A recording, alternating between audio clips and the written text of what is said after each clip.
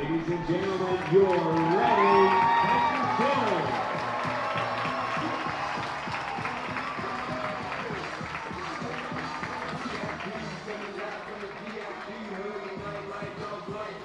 Ladies and gentlemen, please rise. Gentlemen, please remove your hats. We invite all active military and all veterans to please salute the flag. And each home game groups are invited onto the field as the Great American Flag Group, thanks to Savage Auto Group. Tonight, Savage Auto Group Giant American Flag Group is Phoenixville VFW Post 1564. And now, under the direction of Megan Williams, please welcome the Malvern Atrium Singers who will perform our national anthem.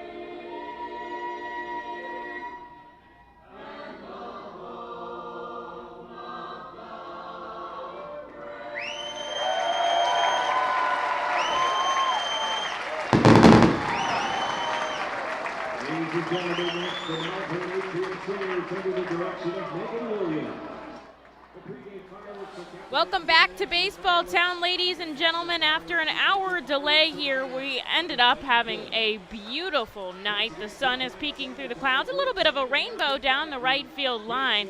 I mean, I guess she just needed an extra hour because Baseball Town outdid itself again. A packed house here at FirstEnergy Stadium for Bubby Rossman in his first stint back after making his major league debut. He'll be throwing to Jack Conley back behind the plate. Hunter Marquardt in left, Simone Muzziotti in center, and Johan Rojas, nope, that's not true. Johan Rojas in center and Simone Muzziotti in right. Wendell Rijo out at third base.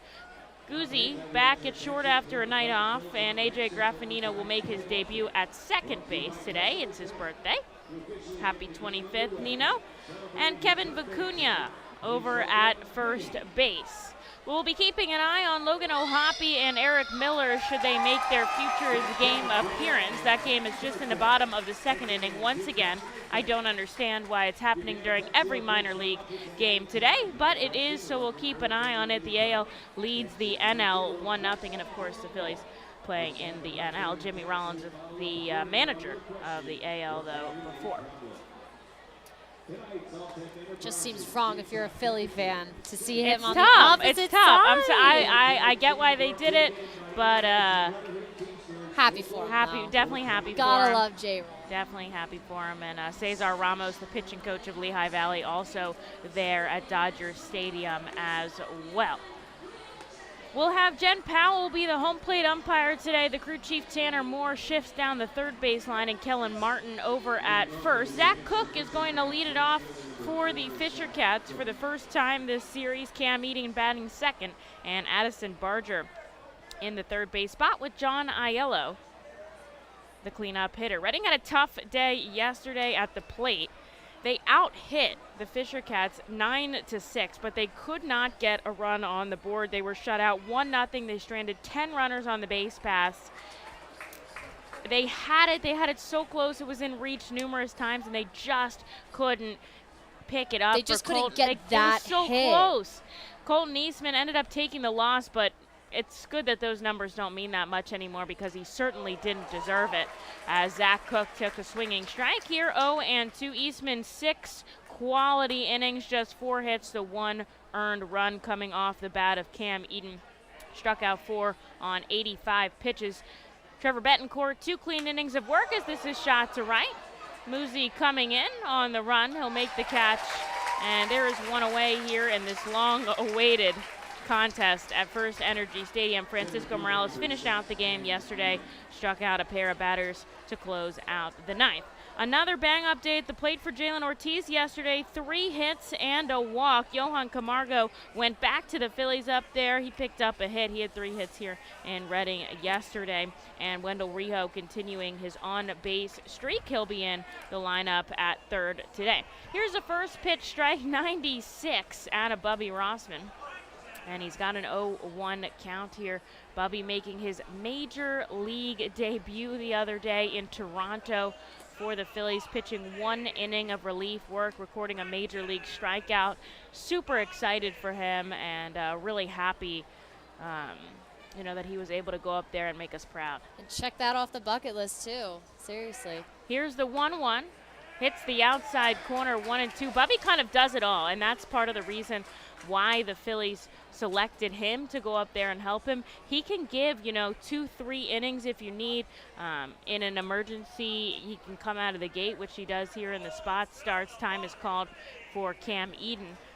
This is his 9th start of the season. He's given us 2-3 innings is his longest, or stretching him out a little bit, so it just depends on the pitch count. Obviously pitched just a couple days ago up in Canada, so we'll see how long he goes today as the Phillies have a bullpen start tonight. Eden strikes out looking, hits the outside corner, 98-mile-an-hour fastball for Bobby Rossman.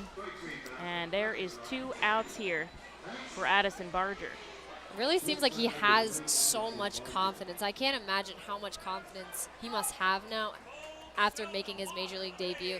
Even after, he gave up a home run, he still came back and was able to get 3 outs and his first career major league strikeout. That's huge. Said his arm felt a little bit like Jell-O when he went up, but he tried to make sure everything stayed the exact same routine that he had here in Reading. Same warm-up, same throwing action. Especially coming into the game, he wasn't sure if it would be him or Nick Nelson who would be called upon, and they ended up choosing him as he gets the first pitch strike to Barger. The second one fouled on the roof, and he's down 0-2. But he said, so excited. I mean, that's everything you've worked for. That's what everybody who's playing here's end goal is, to get up to the bigs. And after 4 years in indie ball, re-signing with the Phillies in 2021 and making the big league debut, I think was something especially special. This is outside. A ball and 2 strikes. Rossman, pitch number 10 that was, so he's been very efficient so far. Scoreless in the top of the first. An hour delay here at the ballpark due to rain, but it's perfect now, and it should stay that way for the rest of the night. And here's a 1-2 by Bobby. That hits back-to-back caught lookings as he heads back into the dugout. A 1-2-3 frame on 11 offerings here in the top of the first. He gives his team the opportunity to get on the board in the bottom half, so we'll take a quick break and be right back with some Fightin' Phil's offense in just a moment. The Seidel Auto Group Deck Picnic appeals to both die-hard and casual fans with its summer picnic-like and fun tailgate atmosphere. During your picnic, you may even catch a souvenir, as the area is situated directly in prime home run territory behind the left field wall. Regular season tickets are $30 per person for groups of 20 or more, and children 4 and under are free. Visit Fightins.com/groups or call 610-370-BALL to reserve your group outing today. Golden Oaks is an award-winning high-end golf club that offers golfers a country club experience without country club prices. With 5 sets of tees, golfers of every skill level will enjoy their game. Golden Oaks has Bogey's Pub, a beautiful pro shop, driving range, and learning center that will make any visit complete. Golden Oaks Golf Club is the perfect venue for private events and golf outings. Visit us for our newly opened golf simulators, complete with its own bar area and Bogey's Pub menu items available. You can stay in our beautifully restored 1850s farmhouse and then play our award-winning championship golf course. Each room includes full amenities, cable television, and quaint rustic decor. While on the premises, visit Bogey's Pub for lunch, dinner, or a relaxing beverage. We're ready to serve you here at Golden Oaks and look forward to the 2022 season. Bobby Rossman gave us a quick 1-2-3 frame to start off the first half. The Fightin' Phil's a chance to get on the board first here as Adam Kloffenstein, a heck of a last name, will make the start for the New Hampshire Fisher Cats. Phil Clark back behind the plate. Espino in left, Eden in center, and Cook shifting to right, or Elvis Martinez will stay at the hot corner as Addison Barger moves over to short, De Los Santos to second, and John Aiello back at first. Kloffenstein, the number 11 prospect for New Hampshire, has been kind of all over the place with his fastball lately, and that has not helped his ERA, a 6.52. As the righty hits the outside corner. Johan Rojas leading it off today. Simone Muzziotti and Wendell Rijo also due up in this frame. Jalen Ortiz is going to be our cleanup hitter and the DH today as Rojas takes a breaking ball down and away. And that is 1-1. Laying off those down and away pitches is going to be big for the Fightin' Phils. Big swing and miss rate for Kloffenstein, one of the best in the Eastern Leagues, as he hits the inside corner this time, 1-2. And if the Fightin' Phils can avoid the chase, they'll have a better chance today against these Fisher Cats. The series tied 2-2 as Rojas sends this back foul into the stands. An incredible catch made by a fan. This crowd has been very into the game, even just like the small little things in this game so far. I'm glad so many fans stuck around through this hour delay because it really did turn out to be a nice night. Rojas goes up the middle. This is going to drop alongside the center fielder, and he's got himself a base hit to start things off. And the Fightin' Phils get the first hit of the game here. Game at number 86 of 138. And we've talked about this before, but Rojas has just been so mature since coming up from high A. You've talked about it before, Emily. People didn't know if he was ready to make that jump, but he's proven them wrong so far from his performance at the plate, on the base paths, and even in every single outfield position that he's played. It's been solid. And now we'll have to wait and see here what he does on the base pass, because he's an absolute menace out there. 9 stolen bases already, just 14 games as he dives back in. Kloffenstein checks on him. You knew that was going to happen. Everybody knows he's going, and they still can't stop him, which is crazy. He's got 41 of 42 stolen bases combined on the season. And Muzziotti up from the left side, waiting for the first offering. It's outside, 1-0. And he's a guy we'd like to see get going, too. He's just been having a little bit of struggle. He did have his first home run last week, but so far this homestand, it's been a bit of a struggle, so we'd love to see him get going. The 1-0 chopped foul. I think the thing for Muzziotti is just he's finally getting consistent playing time here in the past month. Pretty much a everyday starter here with the way things worked out for him, having to go to Philly to lead off the season. Didn't get consistent playing time, was filling there in center field for Mickey Moniak and sub time with Matt Vierling, and then was on the injured list back and forth a couple times. Goes up the middle. This is going to drop in. Rojas pulls up at second. He's going to stop there. Back-to-back base hits for the Fightin' Phils to start this game on a really good note. And I think he's gonna knock things in just like this as he chops that over the head of Barger. You get that consistent playing time, you see more pitches, and you're able to do much more damage. And I think you're right, Alexis. I think we're going to see him get going sometime soon.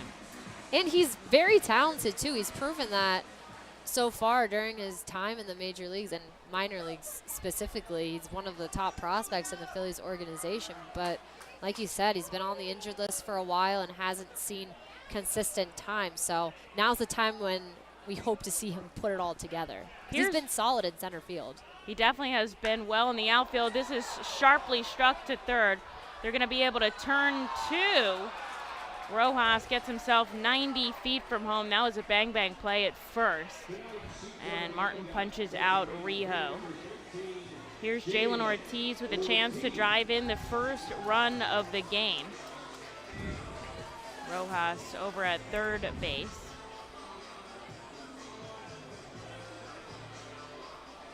Would you want anyone else at the plate right now besides Jalen Ortiz? Jalen and Wendo have been tearing it up offensively for the Fightin' Phils. Couple of multi-hit games in a row for Ortiz. He's got that rhythm going as he takes the first pitch outside. Fightin Phils have Rojas on third, 2 outs here, bottom 1, no score in Baseball Town.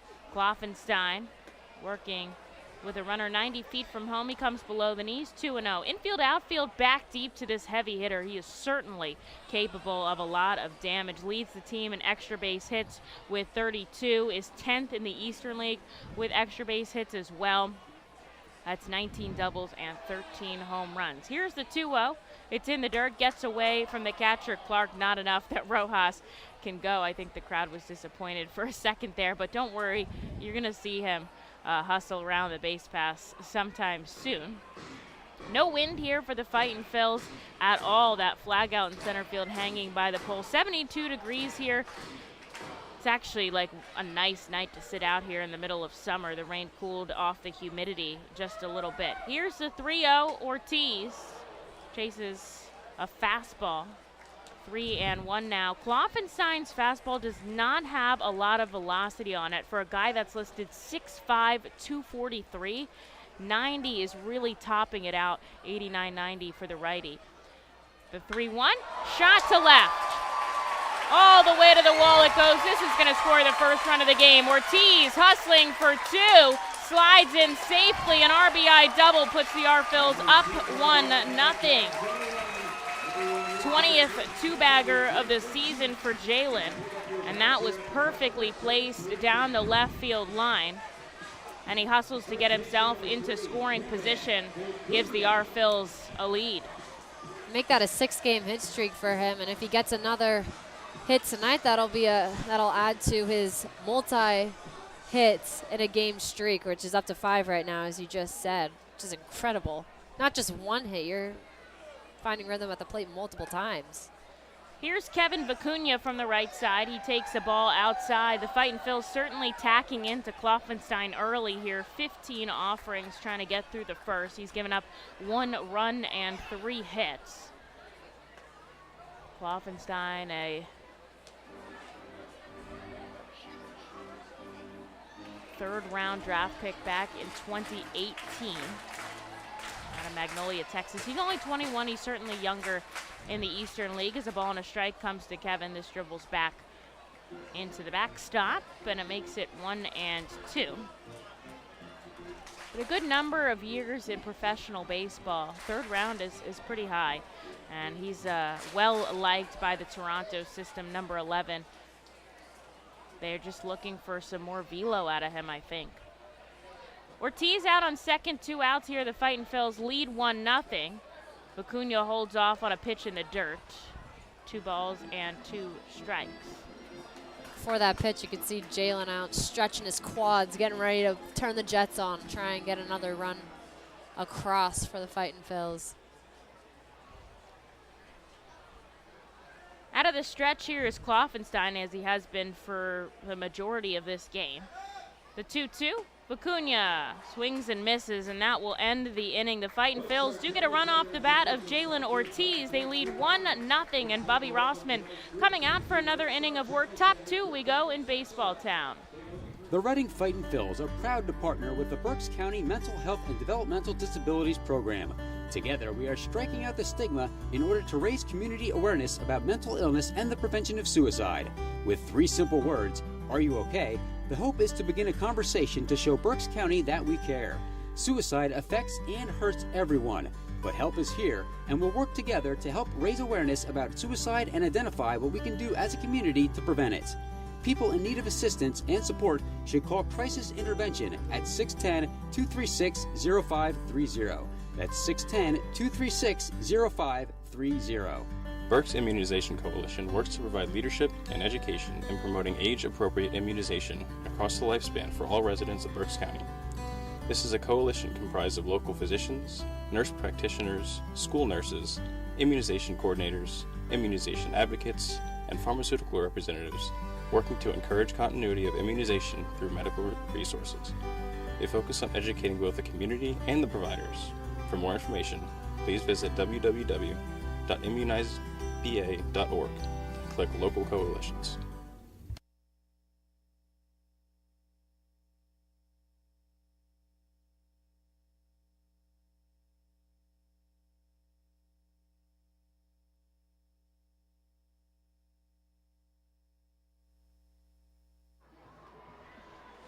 Bubby Rossman back up for the top of the second. The R-Phils give him a 1-run lead. Rossman needed just 11 pitches to get out of the first inning as he sat down the side in order. So he'll take the second for us here and see John Aiello, Orelvis Martinez, and Luis De Los Santos.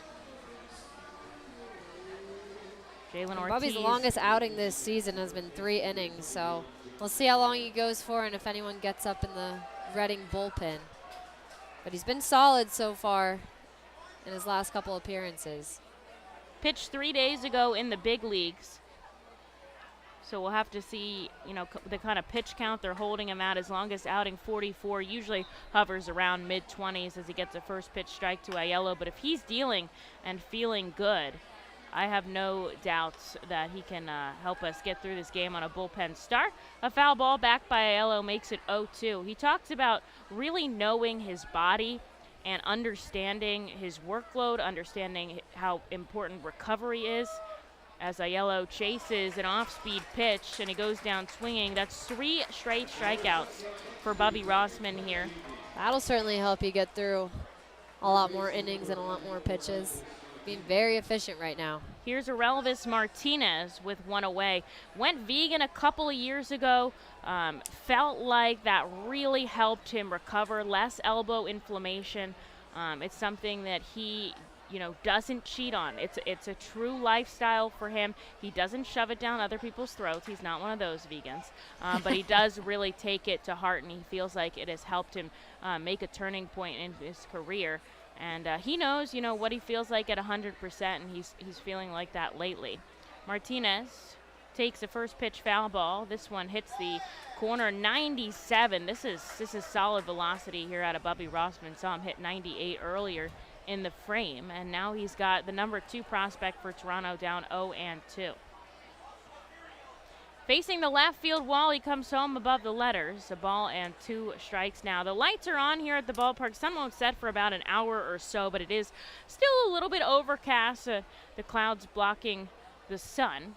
See if they peek through at all for the rest of the contest. Here's the 1-2. Ground ball right side. Graffinino makes his first play at second. Acuna keeps his foot on the bag, and there is out number 2.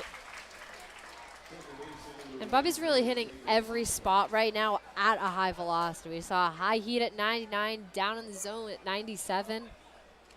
Doesn't seem like he's going to slow down anytime soon. Here's Luis De Los Santos. Yesterday reached on a bunt single, so was 1 for 3 in the contest. He'll be up with 2 outs. The Fightin Phils lead 1-0 here. In the top of the second inning, Rossman hits for a first pitch strike.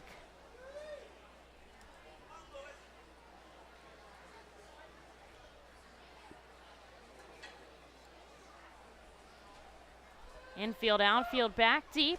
De Los Santos takes strike 2 on the outside corner, and Rossman is rolling here, trying to get out number 3 very quickly. Pitch number 20 impending. 0-2 with 2 outs, sent foul. We'll go again. Huge birthday party happening in the pool down the right field line.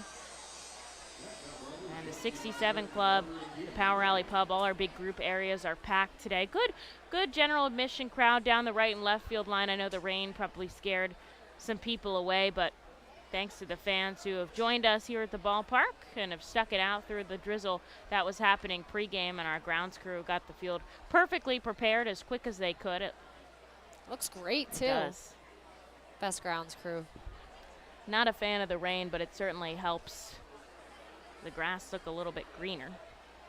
Luis De Los Santos, a ball and 2 strikes. This hits the outside corner, and De Los Santos knows it. Bubby Rossman gets 2 more strikeouts here to get out of the second inning clean. Sits down everybody he sees. On to the bottom half we go. The R-Phils lead 1-0.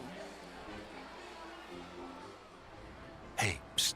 Yeah, you want to buy some low-priced groceries?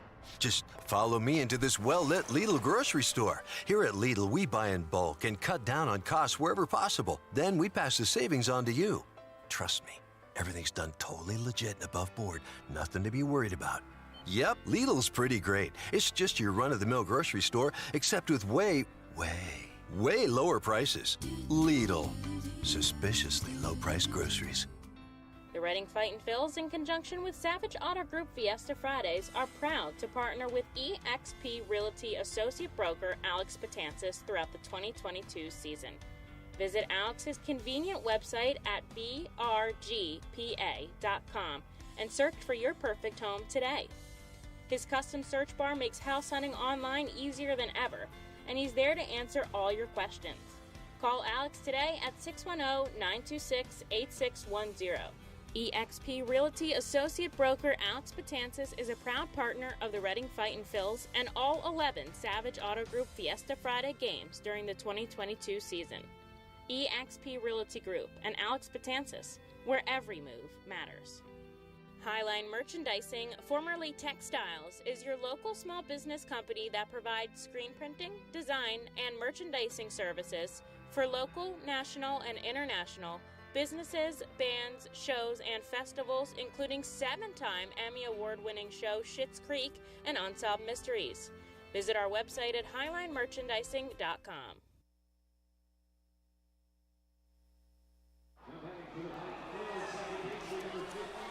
Into the bottom of the second we go. Bubby Rossman has sat down 6 of 6, and the R Phils lead 1-0 off the bat of Jalen Ortiz. We'll see AJ Graffinino, Jack Conley, and Jonathan Guzman due up in this frame as Nino takes a called strike on the outside corner. It's his birthday today, turning 25 years old. Both of us agreed 25 is way too old, and neither of us are happy about it. But he nevertheless, did have quite a birthday fit on today. Some colorful Hawaiian. They almost looked like swim trunks, like some floral pattern. He had flip-flops on. The 1-1 poked foul into the 67 club. We did our arrival cam this morning, so we were downstairs. Not a lot of the guys knew we were doing it, but, you know, they still dress great anyway. We do have a good crew of dressers here, no matter what, to the park. But he said, let me know next time when this is going to occur. Fouled back. Yeah, usually try to give them a heads up so they can pre-plan their fits. But, no, we do have a stylish team, I would say. It's impressive.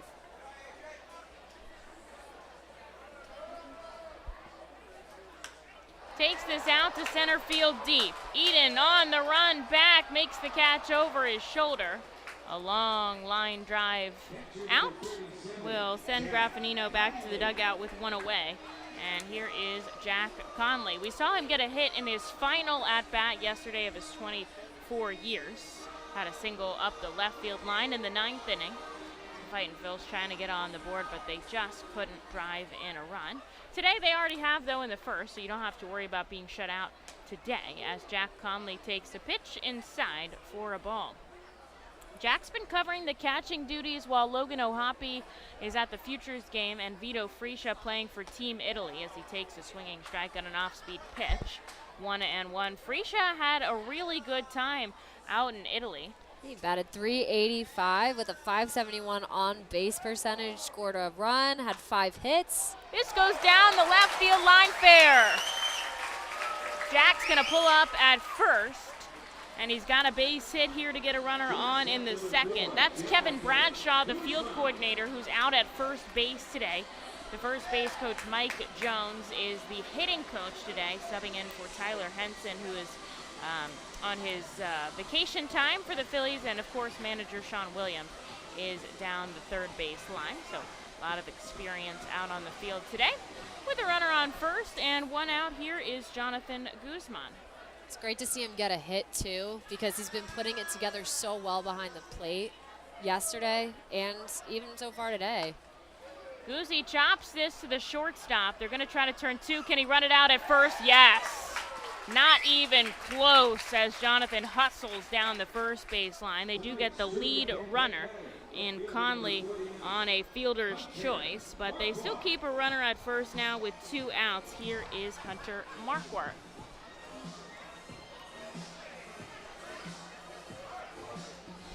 Vito also had an RBI, so it seems like a pretty successful And what was cool week about his time out there is he played a lot of outfield, which is something that he started doing this season for the Fightin Phils. You know, it's good to be kind of a versatile player. Barger makes the play on his own. He's going to hustle to second and step on the bag. Sounds like Mark Wart's bat may have splintered there in the contact. The Fightin' Phils go down in the second, but they keep their one-run lead into the third. We go. We'll be right back in Baseball Town. Roof Max of West Reading is a safe, easy, proven, and affordable alternative to a complicated and expensive asphalt roof replacement. Roof Max's revolutionary new technology uses natural, plant-based bio-oil to restore shingles' flexibility and instantly add 5 years of life to a roof. And treatment is around 20% of the cost of a complete roof replacement. From homes to commercial complexes, Roof Max of West Reading can help. Visit GetRoofMax.com or call 610-717-3949 for more information. ROG Orthodontics is the proud official partner of the ROG Orthodontics Fightin' Phils Kids Club. Join today at Fightins.com to get your free ROG Orthodontics Kids Club t-shirt and visit FantasticSmiles.com for more information on why ROG Orthodontics is voted #1 in Berks and Monco. ROG Orthodontics and the Fightin' Phils, two great hometown partners. Cornwall Manor is an active senior living community on the 190-acre wooded campus in Cornwall, Lebanon County. The community offers independence and opportunities for wellness and fitness, as well as educational and musical programs, and the peace of mind of having convenient health care on site. Cornwall Manor offers a range of residential choices from apartments to homes. Prospective residents are welcome to visit us for lunch and have a chance to learn more about the community. More information is available online at cornwallmanor.org. Cornwall Manor, celebrating over 70 years of senior living.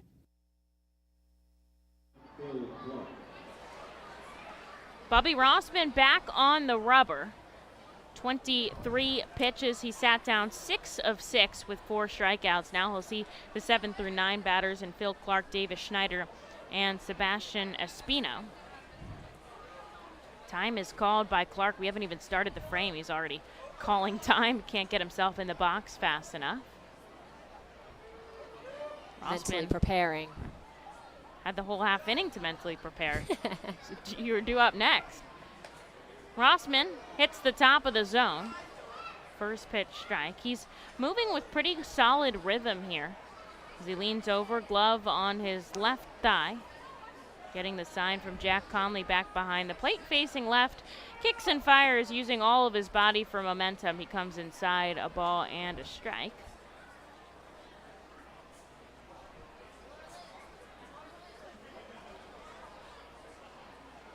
Infield back on that outfield grass edge. 1-1 outside. And the outfield playing a couple steps back as well. No wind at the ballpark at all right now. It's lost its humidity today, so we'll see how the ball carries in the air throughout the evening, especially as the sun begins to set. Here's the 2-1 by Bubby. Conley holds it in the zone. It doesn't hit for Jen Powell back behind the plate, and the count is 3-1. Fans not liking that call. Fans are very invested in this game so far. I mean, lots of energy from the crowd. Must have been just below the knees. And that'll be the first base runner that Rossman allows. A walk to Phil Clark. He'll jog down to first. Here's Davis Schneider, the DH today, with a runner on and nobody out. The Fightin' Phils lead 1-0. Early in this game, we're only in the top of the third. Schneider had the day off yesterday. Did have 2 hits in Thursday night's contest. Wendell's going to play in at third. Rossman comes home. This hits at the knees. That was the same spot at the knees, I think. I would agree. I think Matt Hockenberry might agree with me from the dugout as well. Reading Fightin' Phils 1 run on 4 hits. Fisher Cats, no runs, no hits. They did get a walk out of Phil Clark. He's down on first, and the count moves 1-1 here. A lot of day games across the system today. The Phillies took a huge 10-0 victory over the Miami Marlins. A lot of fun stuff happening in this game. Clark shuffling off the bag at first, probably not going to go. He does have one stolen base. He is the catcher on the roster. Bubby steps off, and he quickly hustles back to first. A Real Muto home run, a Reese Hoskins home run, a Didi Gregorius home run, Wow. a Kyle Schwarber home run, Bryson Stott an RBI, Alec Boehm an RBI. I mean, I think it was a lot of fun. Plus, the game ended on a high note because Jojo Romero made his major league debut, 1 inning of work, and recorded a strikeout. So I think everybody was happy. Ranger Suarez picked up the win, a shutout victory. And this is the first series win for the Phillies in Miami since 2019. That's a Heard long that on the time. broadcast earlier. That's a long time coming. So Crazy. I think they were pretty pumped out there. Lehigh Valley took a huge win over Charlotte, 6-0. They had 12 hits. Chris Sharp tearing the cover off the ball in AAA. Rossman has Schneider now 2-2 with Clark out at first.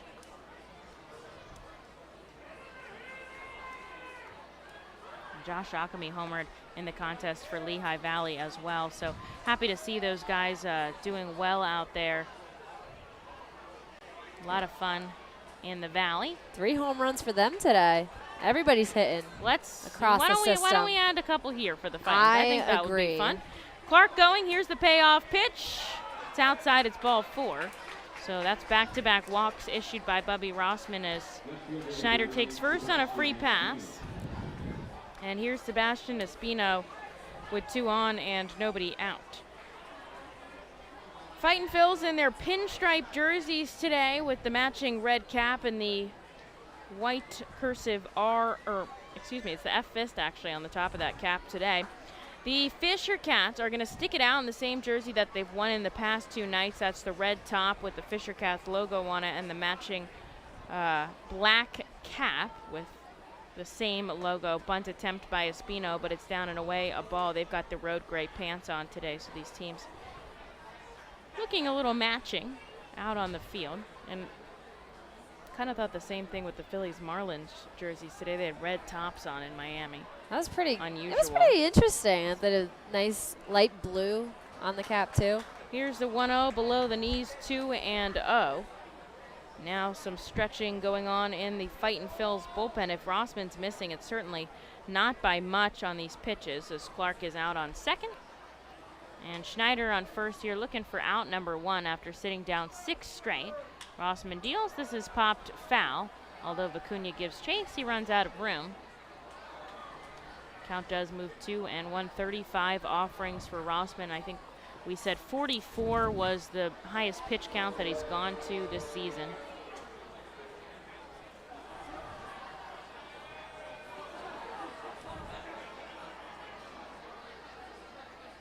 Clark shuffles off the bag at second. He's going. This is a ground ball to Jonathan Guzman. He's going to fire over to first. That was a close play, but they get him. With the runners going, he didn't have a chance to turn 2. They do get the play at first. And now there's 1 out on the board as they go back to the top of the order. Both runners shift into scoring position. Clark on third, Schneider on second. The Fightin' Phil's still leading 1-0, so no damage done yet. As Zach Cook will come up for the second time today. Flew out to right his first time up. They're still stretching. There's nobody throwing here, so they want Bubby to get through this. This is smacked foul for strike number 1. Which he's definitely capable of doing. We saw it in those first 2 innings. I mean, a couple of these calls here, the first 2 at-bats that were walks certainly didn't go his way, but they were awfully close. And he's still keeping his velo up 96-97 with the fastball. The 0-1 is cut on and missed by Cook, and he's got him down 0-2. Jersey Shore playing a doubleheader today. They dropped the first game, but Andrew Painter is on the rubber for the second game. 1 inning so far, 2 strikeouts. They're only through an inning of work against Aberdeen. So we'll keep an eye on that game as the Phillies' number 1 prospect. This pitch is up and away. Good snag out of the air by Jack Conley.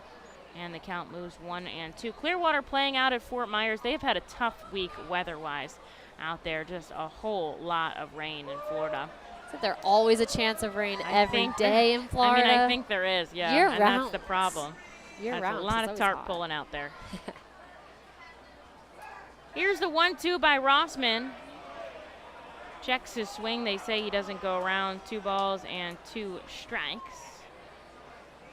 Clark out at third, Schneider at second. The Arphils lead 1-0 here. They want to keep it that way. Rossman working out of a jam. He's the kind of guy that likes and thrives in high leverage situations. He's not fazed by that. He's had a very calm demeanor as he sends home the 2-2. It breaks and Cook chases. He gets out number 2 on the board. Strands the runners on second and third, and here is Cam Eden. And with that strikeout, he ties his season high with 5 strikeouts. So we'll see. Gets a strikeout here. Not sure if he's going to come back out next inning, but we'll keep an eye on that. He got Eden looking his first time up. 2 runners on, but 2 outs here. Arphils lead 1-0. In the top of the third inning at Baseball Town, his first pitch is swatted back onto the roof for strike number 1.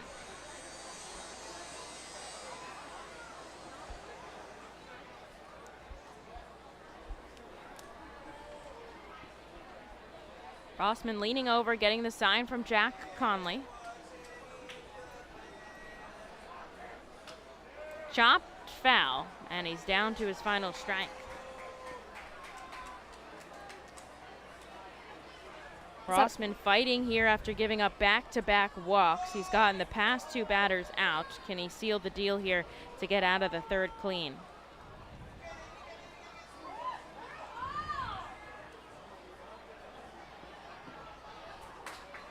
Here's the 0-2 with 2 outs.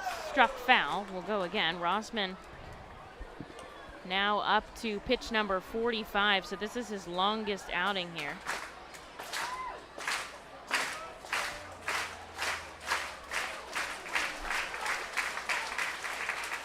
Crowd in favor of Rossman here, cheering him on as he gets set on the first base side of the rubber. 2 outs on the board, 2 runners on. The 0-2 is inside, and we'll go again. Trying to get him to bite on the back foot slider, a little bit of movement.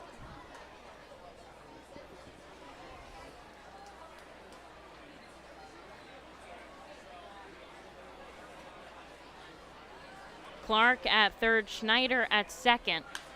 This is sent foul. We'll go again. This at bat turning hefty here as Eden fighting off Bubby Rossman. Eden had the only RBI of the game yesterday. 1 run, a combined 15 hits though. Just nobody could get that hit. Reading, they had a tough night with runners on base, but the hits were there, so it'll drop in. Rossman deals heftily, and Eden just gets enough of it to send it back foul. And we'll go again. That pitch was low too. Jack did a good job of trying to pick it up, but just enough on it that it trickled away from him back behind the plate. Leaning over is Rossman. He's got that glove on his left thigh. Now he comes set at the waist, finding his grip with 2 on and 2 out. Here's the 1-2. Just misses below the knees, and now the Fightin' Phils are not happy with this call. Some chirping going on in the dugout. Powell talking to Hockenberry. This crew has ejected quite a number of the Fightin' Phils staff members. Powell ejected Josh Ockamy earlier in the season. Of course, he's now with AAA. Tanner Moore has ejected 2. Here's the 2-2 from Bubby. This is shot to left field, and it's going to drop just foul. Whew. Fisher Cat's bullpen's trying to say it's fair. I don't know. That one, I don't know. That was a tough one. It looked like it was going to stay fair at first, but that was tough. Nobody from the Fisher Cats dugout gets out and argues, and neither does manager Cesar Martin out at third. And so we'll go again here. 2 on, 2 out, a 2-2 count. That was pitch number 50 for Bubby Rossman, 7 in this at-bat against Cam Eden.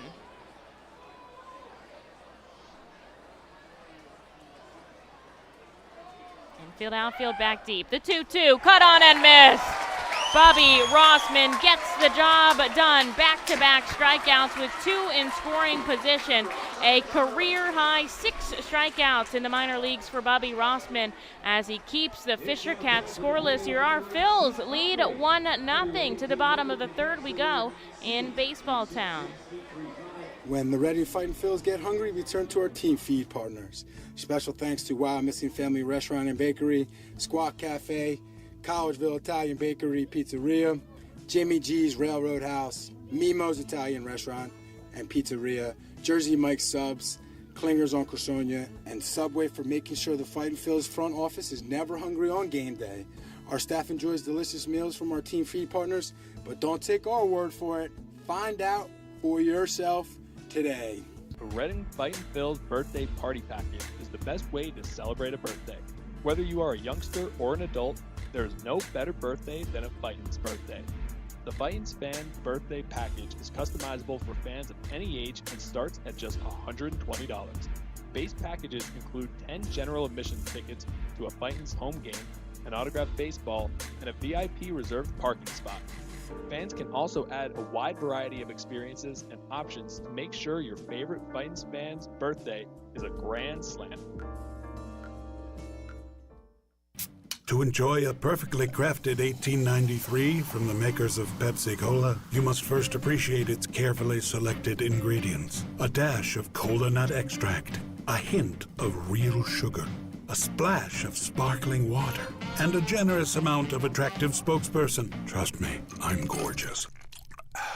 Cheers to 1893 boldly blended colas, a delicious balancing act of premium ingredients from the makers of Pepsi Cola.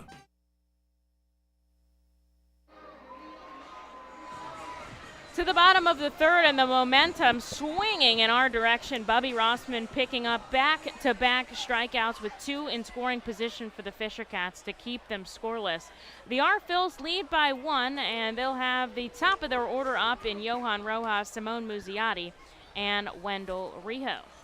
And what a resilient battle from Bobby Rossman. See how hyped up he was after that play. Rojas takes back-to-back strikes here to start off his at-bat. I mean, yeah, the mental fortitude there by Rossman to stay tough, stay in the at-bat, even when he wasn't getting the calls that he was looking for. Time is called. It's granted to Rojas here. And getting those strikeouts, like we said, a career high for him. You know, for a guy that's mainly relieved, he hasn't seen as many as 3 innings all that often, but still, to get the job done there, really something important. Rojas crushes this into left, but it hangs up in the sky. Just took that upstairs, and he's out to lead off the bottom of the third. One away, Simone Muzziotti. So, couple of substitutions going on in the Futures game right now as they reach kind of the midway point of the 7-inning contest. New Hampshire sent out 1 prospect for the Toronto Blue Jays, Yosevar Zulueta, and he got 1 pitch to get out of the inning, and it was against the Met prospect Francisco Alvarez that we've seen in Binghamton a lot. He got 1 pitch, but 1 out. So can't get much more efficient than that. Yeah, you got your cup of coffee in Dodger Stadium. That's pretty cool. Still waiting to see if some of our players get in. Eric Miller and Logan O'Hoppe out there. Now is when they'll start making the defensive substitutions from the starting lineup. Muzziotti fouls one off and then takes a ball.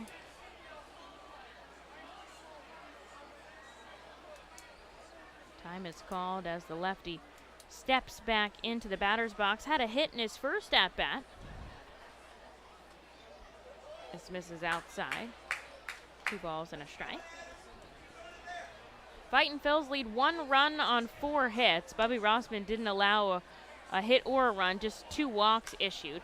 Muzzy takes this to right center field. Racing back, Cook at the track, at the wall. It's going to drop in front and bounce off. Muzzy's going to take 3. With ease, a stand-up triple. That's his 4th of the season. And man, was he hustling around the base pass. This pitch up and in. Crushed it to the deepest part of this ballpark. Rarely do you see a triple where you end up standing. And it looked like they both went to go pick it up out there, the center fielder and the right fielder. for the New Hampshire Fisher Cats, Eden and Cook, and it looked like neither of them picked it up at first. So a little bit of a confusion out there, but certainly Muzziotti was going to get there without a problem. Here's Wendell Rijo with a chance to drive in another run for the Fightin' Phils. They lead 1-0, but they've got a runner 90 feet from home with just one out on the board.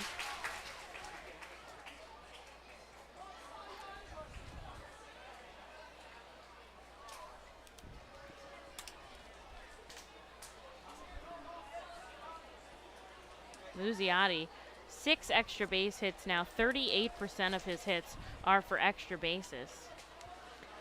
You know, we said he was going to start putting it together. Look at this. Manifest. Wendell Rijo in at the right side. His fiance's been in town a couple of weeks, but his mom came out today. He was so excited for her to get here. That's awesome. He takes a ball in the dirt, 2-1. We'll say during the arrival cam, he was very, very smiley as they all, that group of everybody shows up at the same time. He's like, guys, let's pose, let's pose. It's a big get together. Big entourage. They all like drive in together. So, and Rijo kind of really the leader of the pack corridor as well. They have a lot of fun down there. Runner on third, the infield playing in. Here's the 2-1 to Wendell. It's in the dirt. Clark makes a good stop. Muzzi's got some wheels on him. Certainly capable of coming home should anything get past the catcher.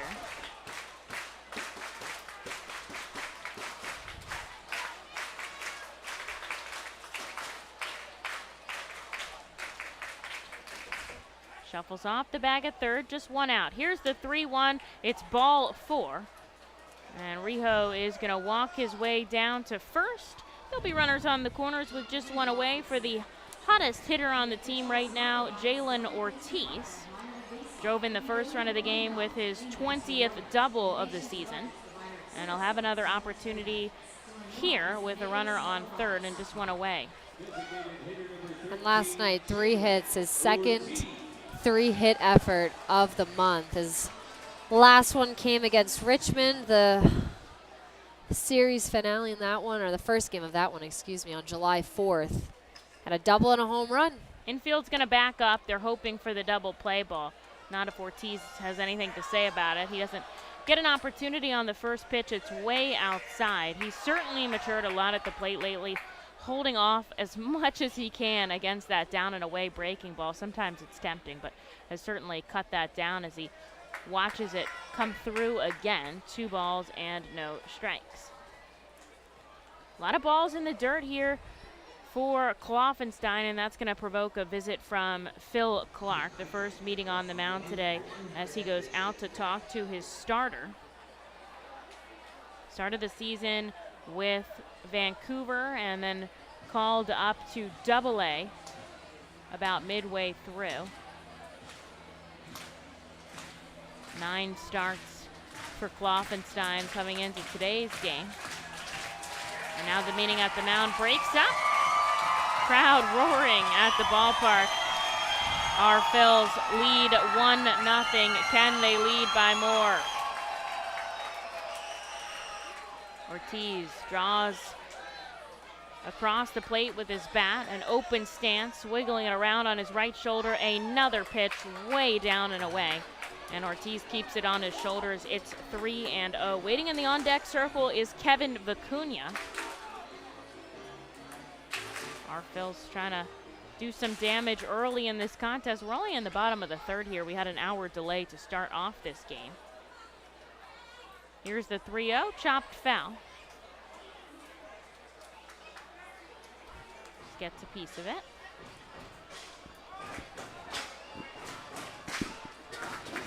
Starting to get dark here at the ballpark, 8:36 Eastern time. Lights are on here illuminating us in Reading, Pennsylvania. Runners on the corners, just one out for the Fightin' Phils. Kloffenstein, the 3-1. Jalen takes ball 4 in the dirt over the plate. Back-to-back walks issued after Muzziotti's triple, and that loads the bases here for Kevin Vicuña. He's been very patient these last 2 at-bats, laying off of those down and away balls. Vicuña is 2 for 6 with the bases loaded here. That's pretty solid odds. That's a 333 average. So we'll see what he can do with some runners in scoring position here. We've seen 3 grand slams on the season. Kevin has just 1 home run. We're just looking to drive in some runs here. You don't have to drive it over the fence to do that. You play your own game here with Muzziotti on third, Rijo on second, and Ortiz on first. Just 1 out in the bottom of the third, and the Phils lead 1-0. And as you just said, 1 out. Muzziotti can certainly score if there's a sacrifice fly. Kevin takes the first pitch swinging strike. He struck out to end the first inning against Klopfenstein, trying not to do that again here. And still nobody warming for the Fisher Cats. They looking to ride him out as much as they can. Klopfenstein usually doesn't get past 5 innings. 4 2/3 has been a tough battle for him. This is a wild pitch that gets past Vicuña, and everyone has to stay put because it bounces off the backstop very aggressively, about halfway back towards home plate, and nobody can advance there. I think Kevin thought he got a piece of it too with his swing. And the count now 0-2. Waiting on deck, AJ Graffinino. Just 1 out here in the bottom of the third with the bases loaded.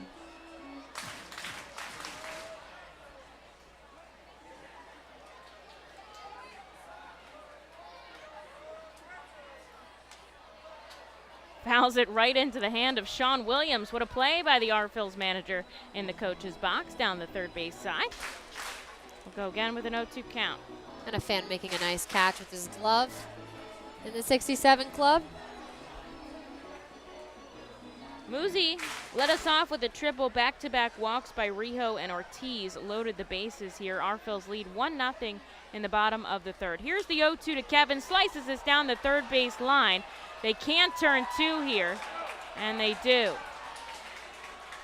That ends the inning. The Fightin' Phils have the bases loaded, but they can't add to their lead, so they keep it 1-0 to the fourth we go here in Baseball Town. Nursing home neglect is a serious problem.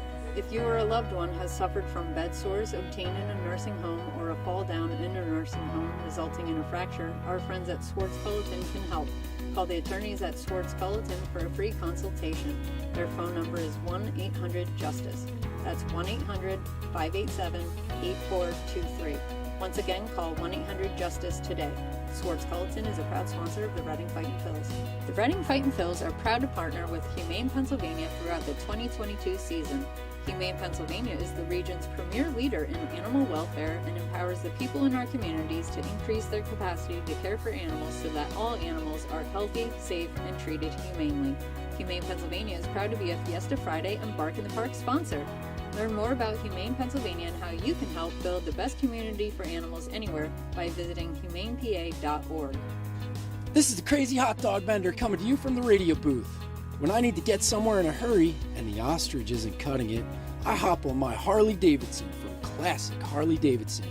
It's your one-stop shop for all your Harley needs. They have everything you need from boots, jackets, t-shirts, gloves, mugs, and oh yeah, they have a great selection of bikes too, which are almost as good on gas as an ostrich. Go to Classic Harley Davidson for everything Harley Davidson, and I'll see you at Harley Night.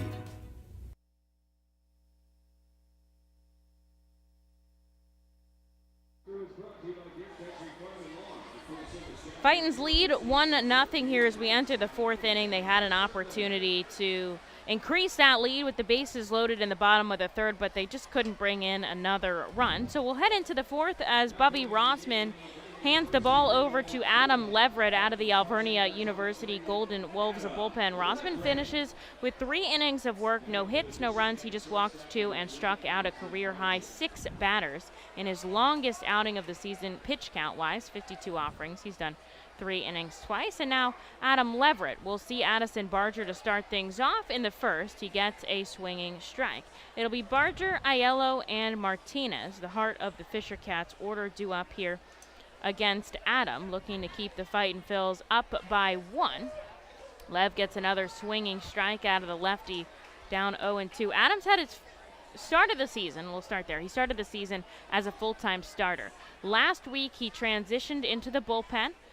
and he had his first appearance of the season out of the pen, and it was very solid. Clean frame.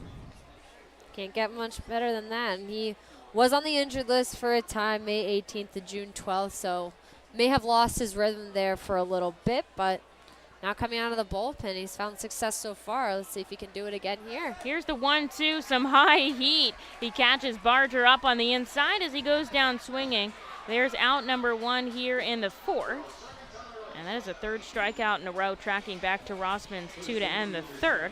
And I talked to Leverett. I'm like, that's a huge transition. I mean, there's so much different that goes on routine-wise, training-wise, emotionally-wise. Yeah, mentally. And he was like, you know what, I kind of like the spontaneity of it. Like, okay, my day is coming. I haven't pitched in 3 days. My day is coming.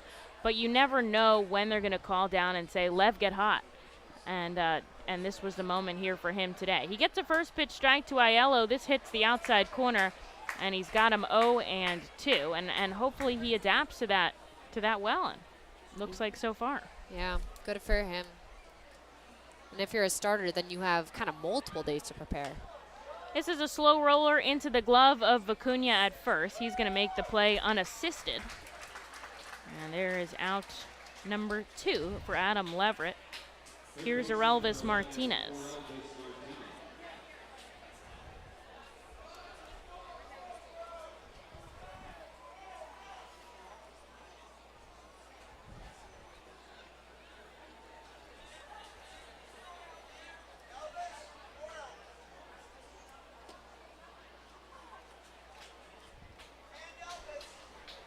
Martinez takes the first pitch strike. He grounded out to second his first time up. Of course, the first time he's seeing Adam this series. This is outside. 1 ball and 1 strike. Our Phils lead 1-0. They have 5 hits. The Fisher Cats have 0. They have walked twice down to first base. Lev has 2 outs here in the top of the 4th. This is shot up into left center. Racing over, Mark Wart. It's going to be Rojas who makes the catch, and a 1-2-3 inning for Adam Leverett out of the bullpen here. That was a fun one. He keeps the R Phils up by 1 to the bottom half of the 4th. We go in Baseball Town. Cornwall Manor is an active senior living community on the 190-acre wooded campus in Cornwall, Lebanon County. The community offers independence and opportunities for wellness and fitness, as well as educational and musical programs, and the peace of mind of having convenient health care on site. Cornwall Manor offers a range of residential choices from apartments to homes. Prospective residents are welcome to visit us for lunch and have a chance to learn more about the community.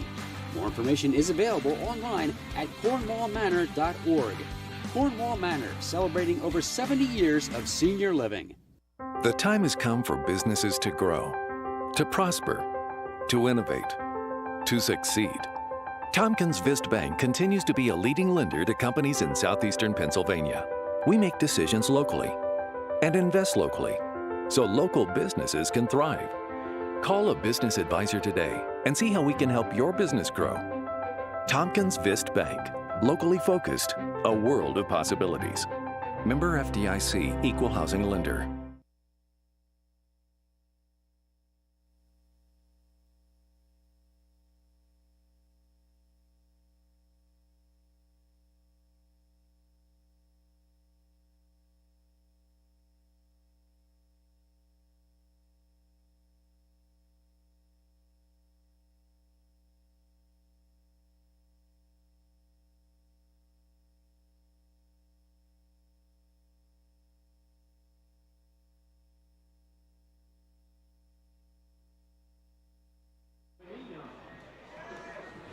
Adam Leverett came in the top of the 4th. He sent down the side in order, so the R Phils keep their 1-0 lead into the bottom half, as A.J. Graffinino will start us off here from the left side.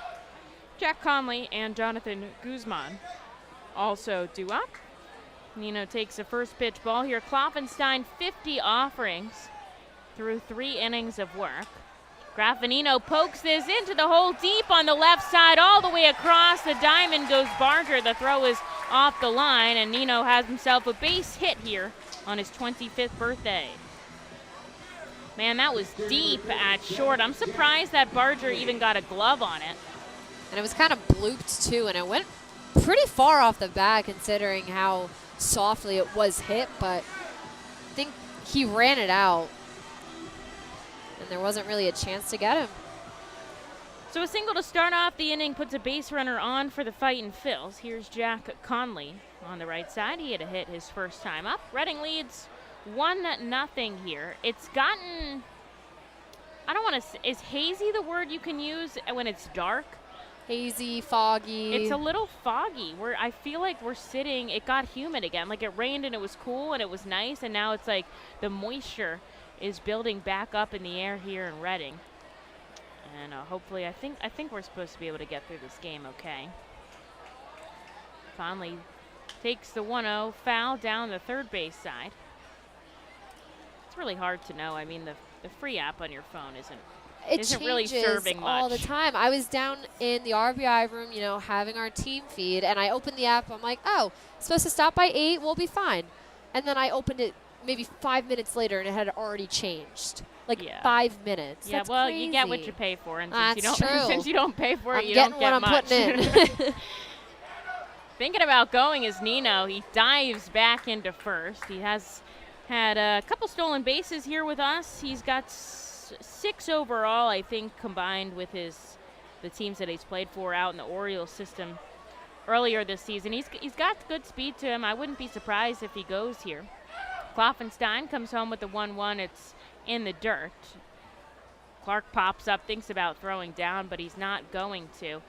My determination of the weather is the fans, and if they get up and move and what they're willing to sit through. I think it's like drizzling a teeny bit now, but because I see like 1 or 2 umbrellas, but for the most part people are sitting, which means it's fine. Yeah.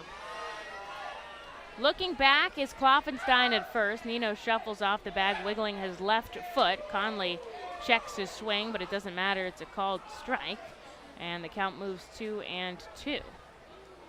Checking the free app, it says drizzle until 10 p.m., which is like not really anything, so we're totally fine, I think.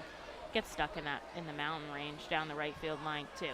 Runner on first, no outs. Conley holds off on a ball outside, and the count is now full. Reading leads 1 run on 6 hits, nothing across the board for the Fisher Cats yet. Crowd wants to see some more offense there. Going to be waiting for the post-game fireworks, but why not see some on the field in the meantime? Just gonna say, we still having those fireworks, please. We are definitely having them. Those guys from International Fireworks at Douglasville, they start setting up at like 5 p.m. for the post-game fireworks. That's how much goes into it. We take it seriously. They're hand-lit. There's no computer system out there. We've talked about this before. Here's the payoff pitch to Conley. He goes down swinging. And there is out number 1 here in the 4th. Nino still out on first. And here is Jonathan Guzman. All right, so you know how we had our debate the other day about hot dog versus cheeseburger at a baseball game? Yes. What about dessert? Dessert? Oh. What do you get for dessert at a ball game? For me, it's ice cream. I agree. For me, it's the helmet ice cream. Okay, see, I know this is a controversial opinion as Kloffenstein fires to first. I'm not a big helmet fan. No. There's something about it that it just doesn't sit well with me. You just can't get But I want the waffle cone with the soft serve machine at a ball game. This is way inside to Guzman. Bops him out of the box, 1-0. But I'm not mad about the helmet. Like you're fine to get that. Okay, thank you. You can sit I take it and home eat and that. I use it as a water bowl for my dog. Oh wait, that's See, cute though. it does serve a purpose after leaving the ballpark. Nino shuffles off the bag at first. This is a ground ball left side. Barger gobbles it up. They go 6-4-3, and another double play ends the inning for the R. Phils. They do get a hit, and they lead by 1. To the 5th we go, and I believe Adam Leverett is going to get another inning of work here at FirstEnergy Stadium. Nursing home neglect is a serious problem. If you or a loved one has suffered from bed sores obtained in a nursing home or a fall down in a nursing home resulting in a fracture, our friends at Swartz Culleton can help. Call the attorneys at Swartz Culleton for a free consultation. Their phone number is 1-800-JUSTICE. That's 1-800-587-8423. Once again, call 1-800-JUSTICE today. Schwartz Culleton is a proud sponsor of the Reading Fightin' Phils. The Reading Fightin' Phils are proud to partner with Humane Pennsylvania throughout the 2022 season. Humane Pennsylvania is the region's premier leader in animal welfare and empowers the people in our communities to increase their capacity to care for animals so that all animals are healthy, safe, and treated humanely. Humane Pennsylvania is proud to be a Fiesta Friday and Bark in the Park sponsor. Learn more about Humane Pennsylvania and how you can help build the best community for animals anywhere by visiting humanepa.org. This is the Crazy Hot Dog Bender coming to you from the radio booth. When I need to get somewhere in a hurry and the ostrich isn't cutting it, I hop on my Harley Davidson from Classic Harley Davidson. It's your one-stop shop for all your Harley needs. They have everything you need from boots, jackets, t-shirts, gloves, mugs, and oh yeah, they have a great selection of bikes too, which are almost as good on gas as an ostrich. Go to Classic Harley Davidson for everything Harley Davidson, and I'll see you at Harley Night.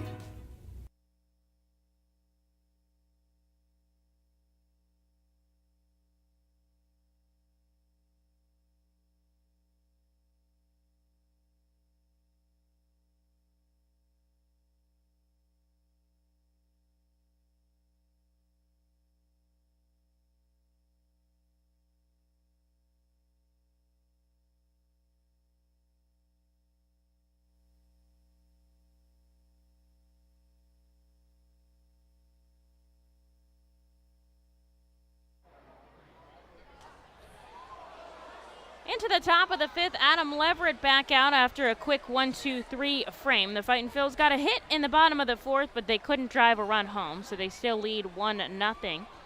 Leverett will see Luis De Los Santos, Phil Clark, and Davis Schneider in this inning. His bat goes flying. Rijo picks up the ball. He sends it to first. Man, that bat splintered into two pieces. The barrel of it went all the way out into shallow left. I've never seen something fly that aggressively, and Guzzi had to duck to not get hit by it. Yeah, he had to break out his track hurdling skills for that one. I mean, we've seen him make some pretty acrobatic plays at shortstop, but that one was just getting out of the way of that bat. So they get out number one there as Phil Clark comes up.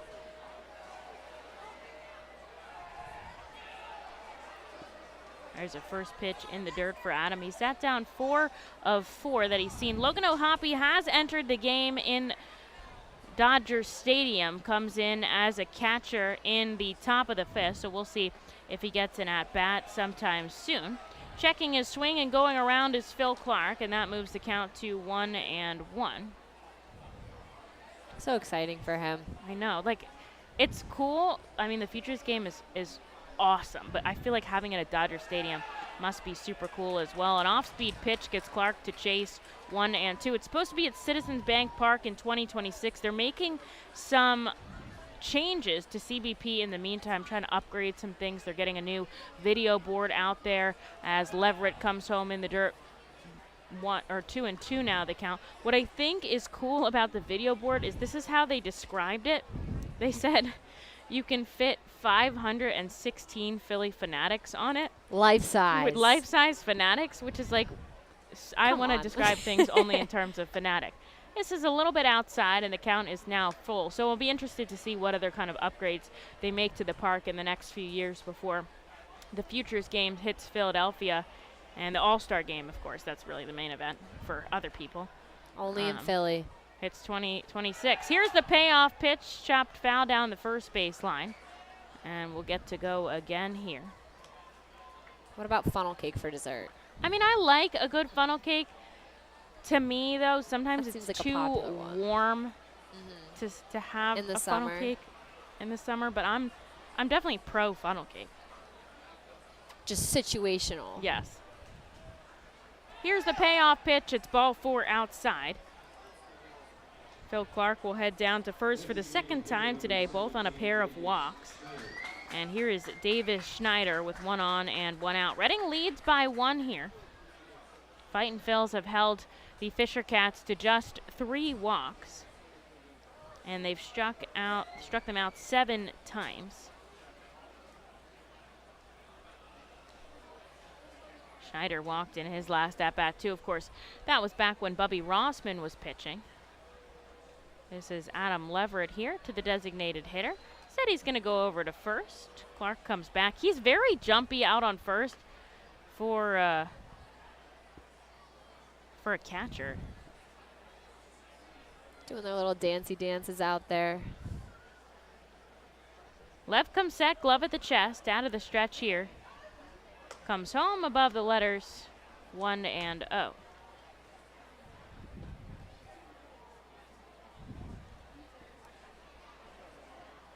Sun is fully set here at the ballpark. Baseball under the lights on a Saturday night. It's a little wet in the air right now and no wind at all. 1-0 sent foul off the mask of Jack Conley. He seems fine out there. Moves to 1-1. Vito Freesia should be back tomorrow. That's likely, possible. We'll see. We have to wait and see. It's a long trip. And we do have Freddie Francisco on our roster helping us out from Jersey Shore as well. Here's the 1-1. Conley fires to second. The pick by Vicuña. They put the tag on him. Man, they thought they had him. What a throw by Jack. Perfectly placed in the dirt in front of the bag.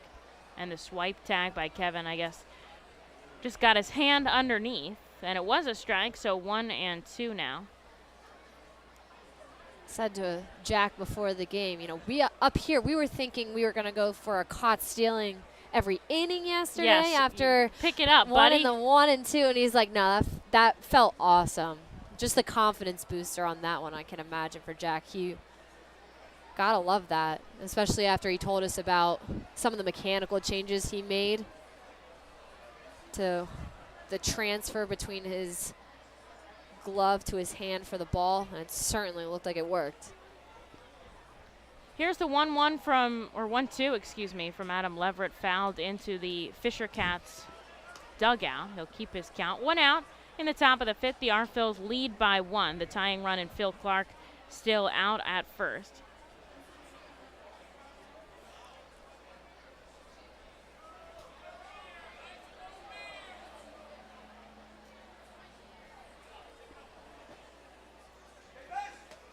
Lev comes inside, bouncing back is Schneider. 2 balls and 2 strikes. So we talked about how the Phillies had a big 10-0 win earlier. The Iron Pigs a 6-0 win earlier. Jersey Shore playing in a doubleheader. They dropped the first game. They're leading 1-0 in the second game. A Villarreal home run puts them on the board. Andrew Painter is up. This is skied into shallow right field. Coming in, Simone Muzziotti. He makes the catch.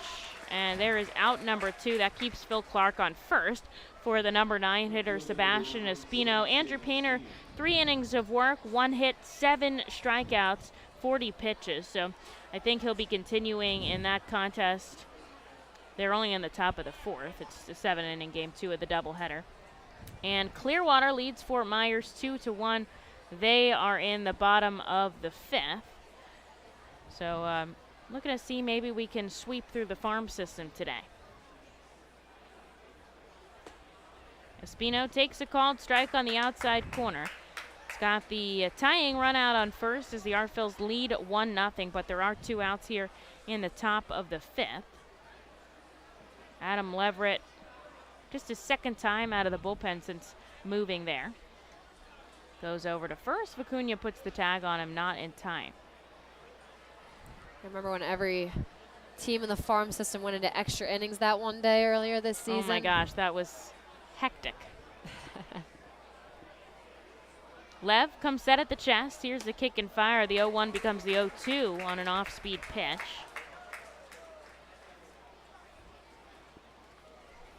And now he's got him right where he wants him with 2 outs. Just getting some dirt off the bottom of his cleats with the...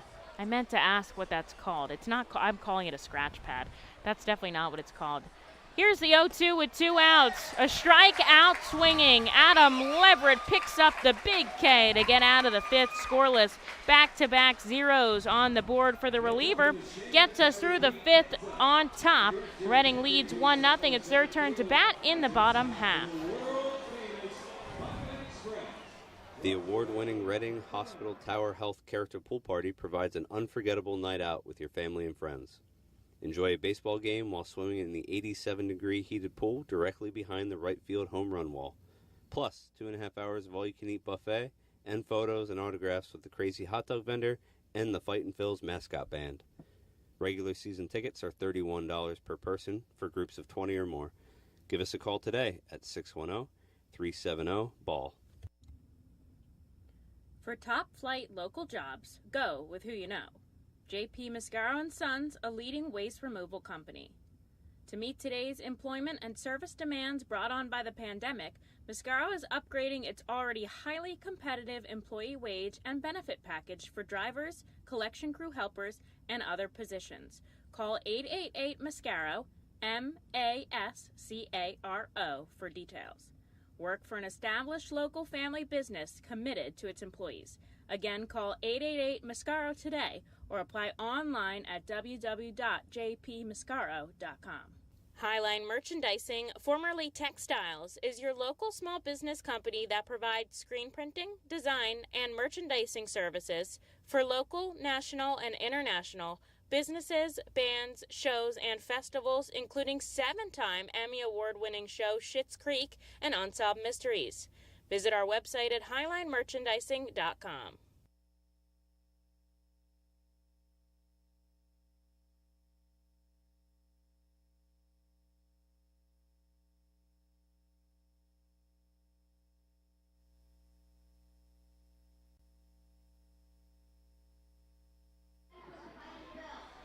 Adam Leverett gives us 2 clean innings of relief after Bubby Rossman's 3 clean innings. So the R-Phils lead 1-0 as we go into the bottom of the 5th. Kloffenstein still out on the rubber. Hunter Marquardt going to lead us off. Johan Rojas and Simone Muziati also, word vomit, also 2 up in this frame as Marquardt sends one foul for strike number 1.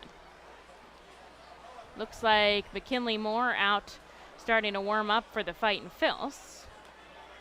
Marquardt checks his swing and he makes a little contact going back, foul. Kloffenstein up to 60 pitches here. This is one of his better starts. Doesn't often make it this deep into the game. So that's a good sign for him, giving up just 1 run on 6 hits. The R-Phils looking to attack here in the bottom of the 5th against the starter. So Marquardt takes a pitch way inside. A ball and 2 strikes. Second appearance for Hunter in this series. Starting to put a little bit together after coming off of the injured list. Had a nice base hit that he ran out the other day, certainly showcasing his speed. This is chopped to short, 2 hops. It's backhanded by Barger and sent over to first for out number 1. To the top of the order we go here with Johan Rojas. 1 for 2 in the contest. Scored the only run of the game off the bat of Jalen Ortiz back in the 1st. Great crowd here at FirstEnergy Stadium. I think the rain shied us away from an even bigger crowd, but we've had 2 nights out of 4 where we've led not only the Eastern League, but also all of AA baseball in attendance, which is really cool. Baseball Town shows up. Awesome to see. First pitch inside to Rojas. What I think people don't recognize too, as Johan takes one on the inside corner, 1-1. This is not a major market. Yes, Reading is a huge city. Yes, there are a lot of people here, but we've got Philadelphia right down the corner. New York's not that far. Baltimore's not that far. This is not a major market. This is not Hartford or Richmond where the only sport around is your sport. So that's what I think is so cool about our attendance here, is that these people are showing up, showing out. From all over, going down the main line, going down into the different counties around the area, and even from the city of Reading itself is awesome. Rojas takes a cut down and away, and the count evens 2-2. And we love our fans here in Baseball Town. And not only do they show up, they're invested. Absolutely. I mean, they have been just so far this game too, especially waiting out an hour rain delay. And I think it was Wendell Reho who told me this is the only ballpark that he's ever played in that compares to playing over in the DR. Rojas takes a ball below the knees. The count is now full, which I think is such a huge compliment because they love baseball over there and they get into it. And Reho has also played for a bunch of different organizations, so he's played everywhere. So I think that is really cool as well. No place like Baseball Town. One out on the board, bottom 5. The R-Phils lead 1-0. Here's the payoff pitch to Rojas. A blooper. It's going to stay in the field of play. The first baseman, Aiello, ranging into foul territory. He makes the catch, and there's out number 2. Here's Simone Muzziotti looking to get something started in this inning. He's had 2 hits today, a single and a triple. But there's 2 outs already here in the bottom of the 5th. R-Phils lead by 1. They'd love to lead by a little bit more here. Just about the halfway point in this contest.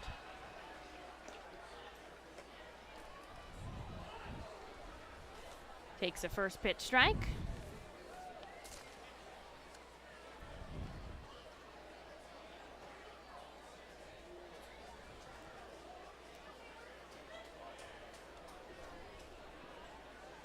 And then a ball 1-1. So where they are in the futures game, they're in the bottom of the 6th. Logan is number 4 on the list to come up. So somebody's got to get on for him to get an at-bat in this frame. Here's the 1-1 to Muzziotti. Swing and a miss that brings him down to his knee. And it's 1-2. So hopefully he'll get up in this inning. We'll have to wait and see and keep an eye on for you. 2 outs, bottom 5. R-Phils lead 1-0. Here's the 1-2 to Muzzy. Gets enough of it to stay alive. Waiting on deck, Wendell Riho.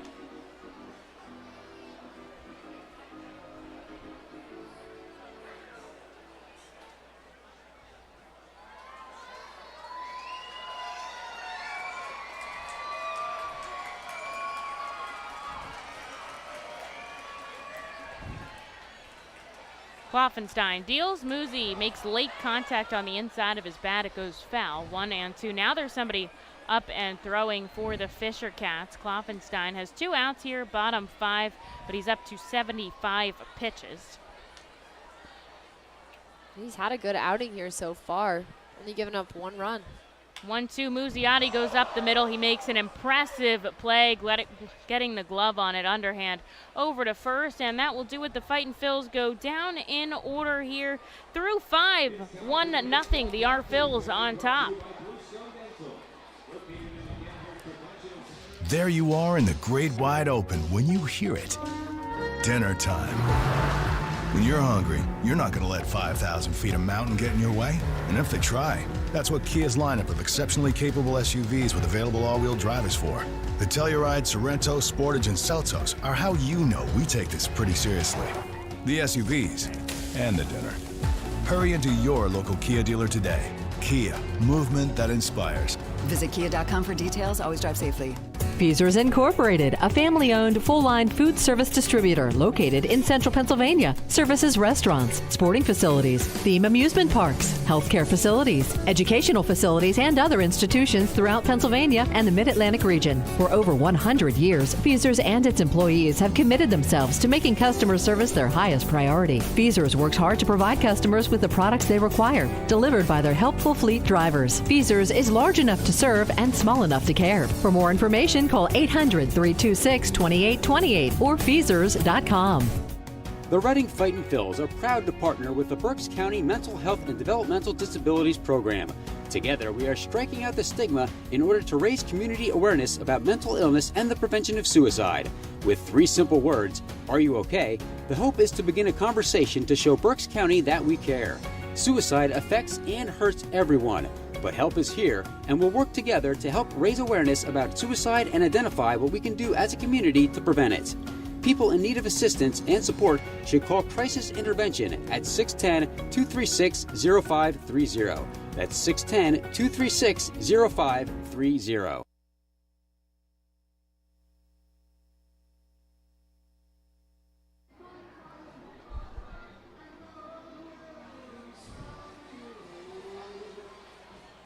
Top 6, we go in Baseball Town. Reading leads 1-0 to New Hampshire here in Baseball Town.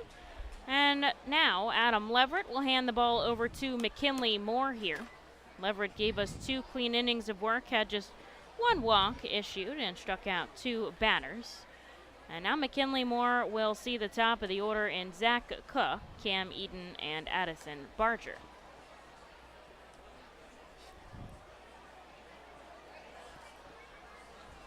Fightin Phil's 1 run on 6 hits, just 3 walks issued to the Fisher Cats today. More hits, and it moves 1-1.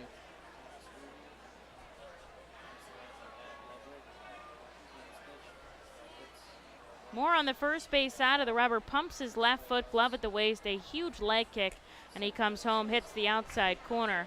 A ball and 2 strikes now. When he lifts his leg, he comes almost waist high with his left foot. Time is called by Cook. He'll step out. He's 0 for 2 today with a fly out and a strikeout. Here's the 1-2 by Mack, up and away. Good pop by Jack Conley.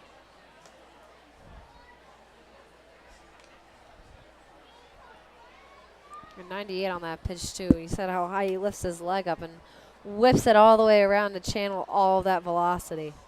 Seen him get to triple digits a couple times this season. The 2-2 up and away, and the count is now full.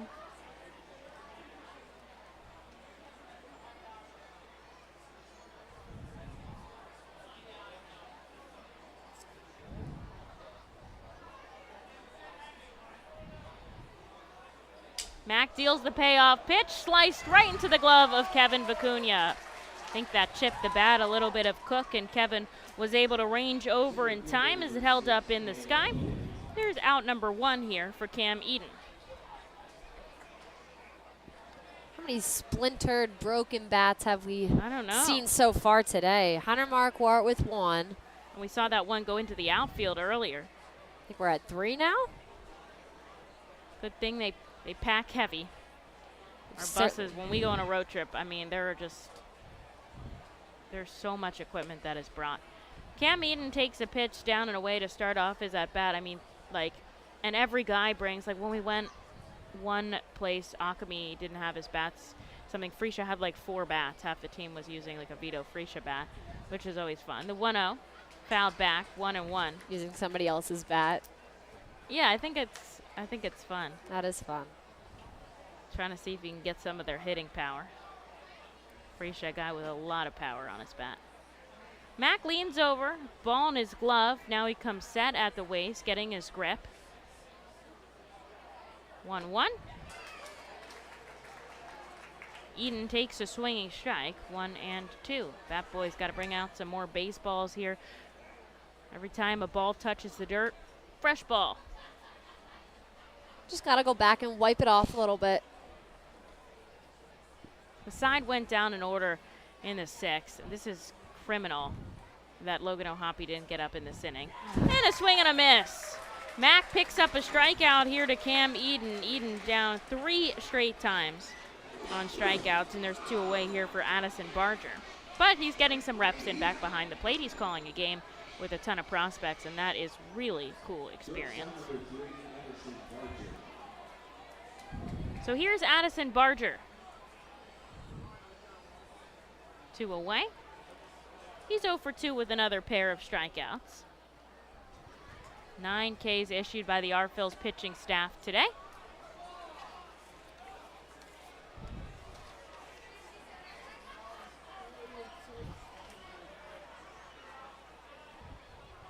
Most strikeouts issued in a 9-inning game was 16 by the pitching staff, 21 in an extra inning contest one time.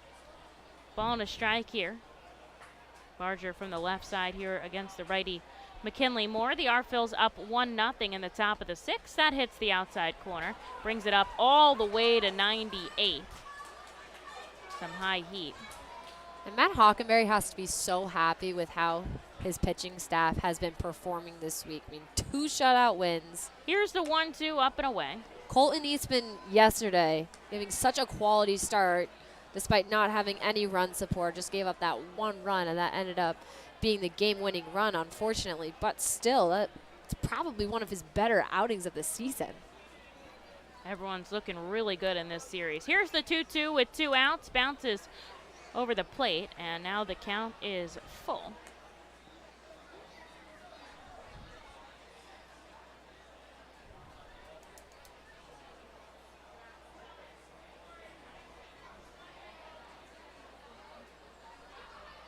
McKinley Moore looking for a clean inning. He already has 2. The payoff pitch just gets a piece of it. Is Barger will go once more. Would have loved to have that one. And Barger's also struck out 2 times already so far in this game. Just his 5th game here in Double-A. Started the series with the Fisher Cats and has played in all 5 games. 2 outs on the board. Here's the payoff pitch. Strike 3. Mack gets the job done. Back-to-back strikeouts. He holds the Fisher Cats scoreless. The R Phils lead by 1. To the bottom of the 6th we go here in Baseball Town. Join us as we celebrate Reading's Hispanic and Latino culture during 12 Friday home games this season. With Savage 61 Fiesta Fridays presented by eXp Realty, Breakthrough Beverage, Humane Pennsylvania, Origlio Beverage, and Mal Beer. Fiesta Fridays feature special Los Luchador de Reading uniforms, Hispanic and Latino food and music, and other cultural elements throughout the ballpark.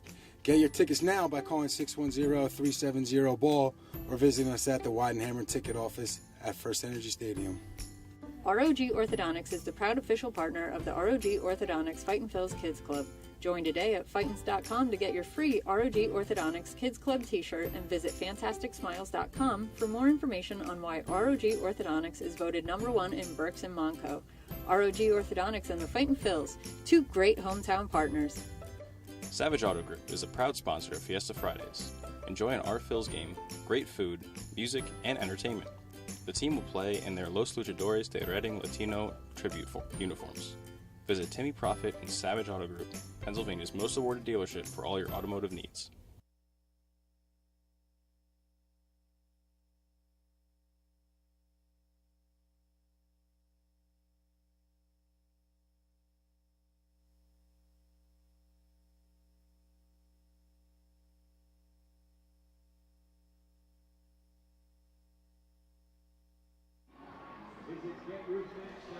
Rainbow's bringing us good luck today as we lead 1-0 in the bottom of the 6th inning. McKinley Moore came out, sat down the side, back-to-back strikeouts to end the frame, and the R Phils continue to lead this game 1-0. They'd love to put a little bit more insurance runs on this just so we can take a deep breath. A 1-run game was all it took yesterday, but you never know. You'd like as many as you can possibly get, and so we'll start off here with the heart of the order, Wendell Rijo, Jalen Ortiz, and Kevin Vicuña. No lead is ever big enough. Always want to look to add. So. They keep in Adam Kloffenstein in a series of interesting events. They've done that back-to-back days where they've held the starter in a little bit longer than I thought they would. But obviously he's earning it. Just 1 run on 6 hits through 5 innings of work. 77 pitches under his belt as Wendell Rijo takes a swinging strike off of Kloffenstein.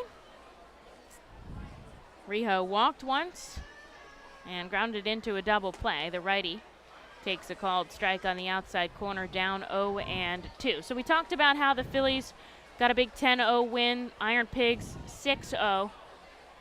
Jersey Shore, they're leading 1-0 in the 2nd game of their doubleheader. Andrew Painter is shutting out the Aberdeen Ironbirds. Here's the 0-2 to Rijo. Takes this high into 3rd. Across the diamond goes Martinez, and he gets it there before Rijo for out number 1.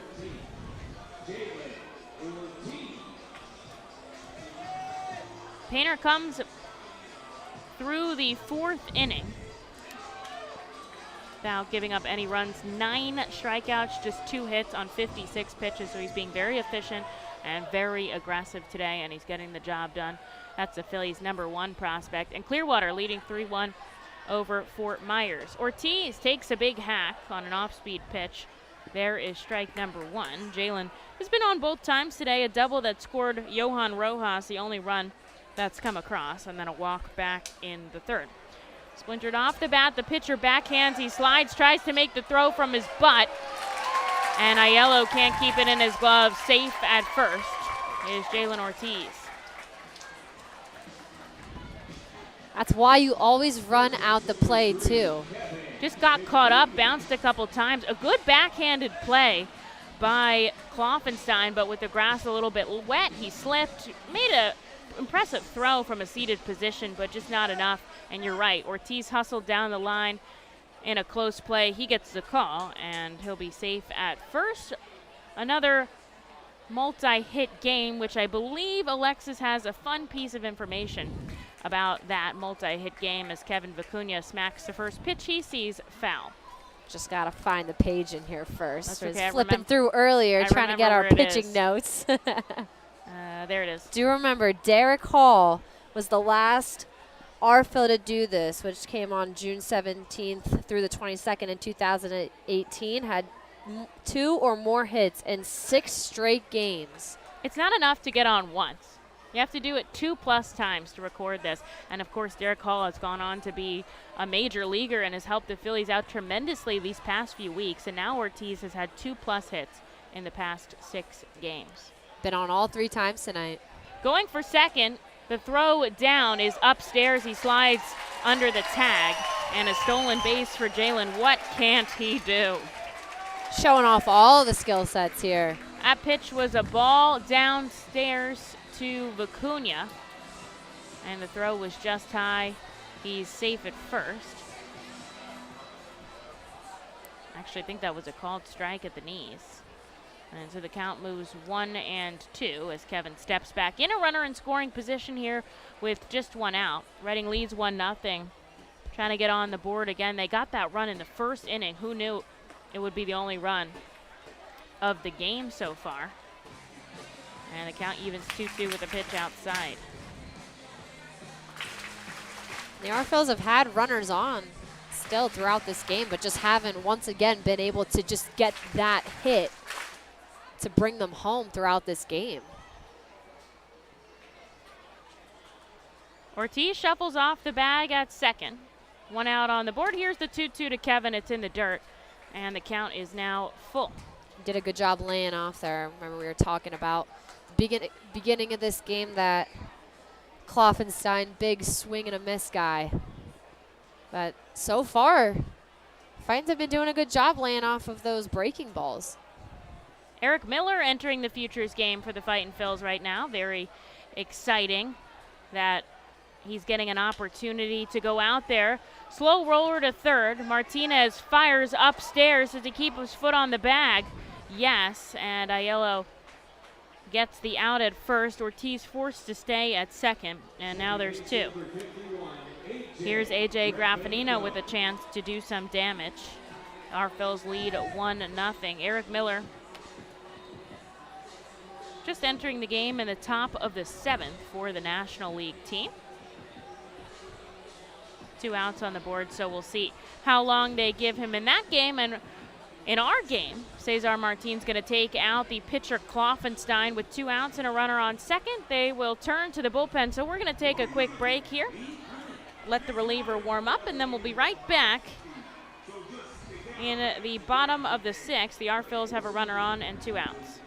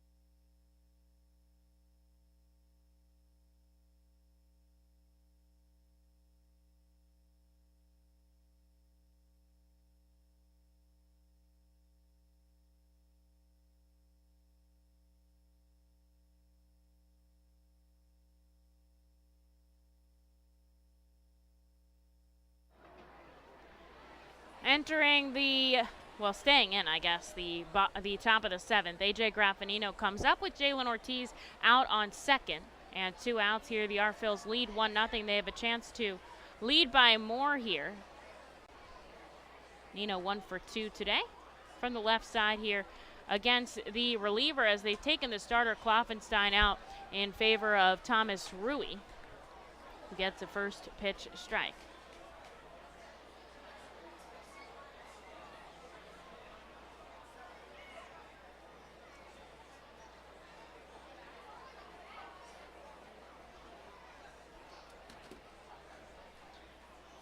Rui comes way inside, misses 1-1. Eric Miller came into the Futures game, and he got a big strikeout, and Logan O'Hoppe had to throw it down to first to finalize the play.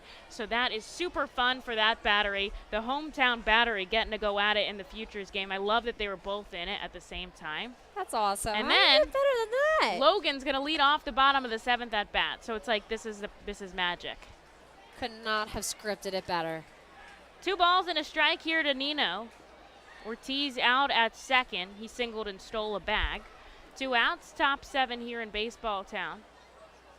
Or bottom 6. Obviously the bottom half where the home team and we're batting.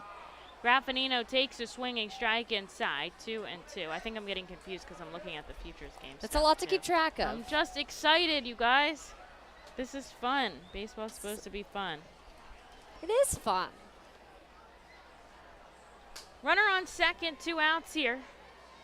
Reading leads 1-0. Jalen will go on contact, but Nino strikes out swinging to end the inning. The R-Phils get a runner in scoring position, but they just can't bring them home. They do lead by 1 as we enter the 7th here in Baseball Town. Gear up for Fightin' Phils season. Visit the Brentwood Industries Fightin' Phils team store at FirstEnergy Stadium or check out our online store 24 hours a day, 7 days a week at rphils.com/shop. We have a wide variety of Fightin' Phils hats, t-shirts, kids apparel, and more. Looking for something new? Check out our latest selections of Los Luchadores de Reading and Reading Hot Dogs gear, plus throwback black R-Train R-Phils attire. Root for your Fightins in style. Stop by the Brentwood Industries Fightins team store or rphils.com/shop. The sound of an ice-cold Corona is music to my ears. Oh, run that back. Dope. Now drop that beat. And hit me with the hook, player. Hey, whatever you do with your fine life, just do you, player. Relax responsibly. Corona Extra Beer, imported by Crown Imports, Chicago, Illinois. The Fightin' Phils know who to call for trash and recycling services. A proven winner, JP Mascaro & Sons. The industry leader for over 50 years. Trust the familiar Mascaro Blue Elephant to provide dependable, quality service for your home or business. That's JP Mascaro & Sons, one of the top companies in its industry. Trash and recycling services for home, business, and industry. We are hiring and have open positions in Berks County. Check our website for open positions at jpmascaro.com or call 1-888-MASCARO. JP Mascaro & Sons, ready to serve you.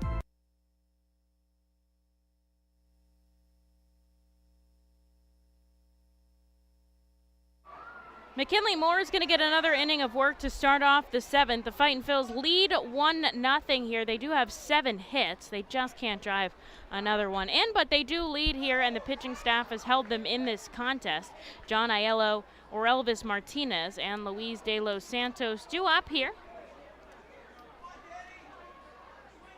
McKinley got back-to-back Ks to end the 6th. We'll see what he can do here in the 7th. The first pitch strike, and then a ball outside to Aiello. The Fightin' Phils are looking to take the lead in this series. 2 wins apiece for either team. Reading shut them out twice to start off the series, and then Fisher Cats have taken the past 2. I asked them, they have to cut the Futures game clip for me. I don't know why, but that's how it has to work. So I asked them for the clip, and they said they'll get it to me. So that'll go up as soon as I get it, unless one of the Twitter warriors gets it. First, a called strike 3. hits the outside corner to Aiello, a 96-mile-an-hour fastball. And that is 3 straight strikeouts for McKinley Moore. And out number 1 to start off the 7th. Just 3 base runners today for the Fisher Cats. 2 walks by Phil Clark, and Davis Schneider took one as well.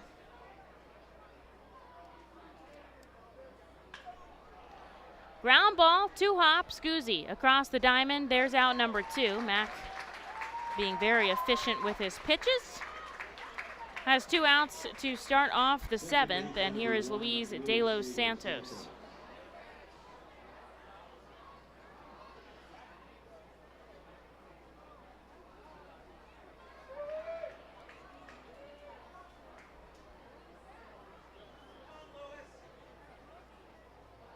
Logan O'Hoppe ended up grounding out to Cedon Rafaela, which is the Portland Sea Dogs prospect, who we've seen a couple of times out at shortstop. Wilmer Flores was on the mound. First pitch strike to De Los Santos, the second one in the dirt. 1-1. Mac trying to keep us up in this game. 1-0. It's a close contest. We saw a 1-0 game yesterday. The Arphils took the loss.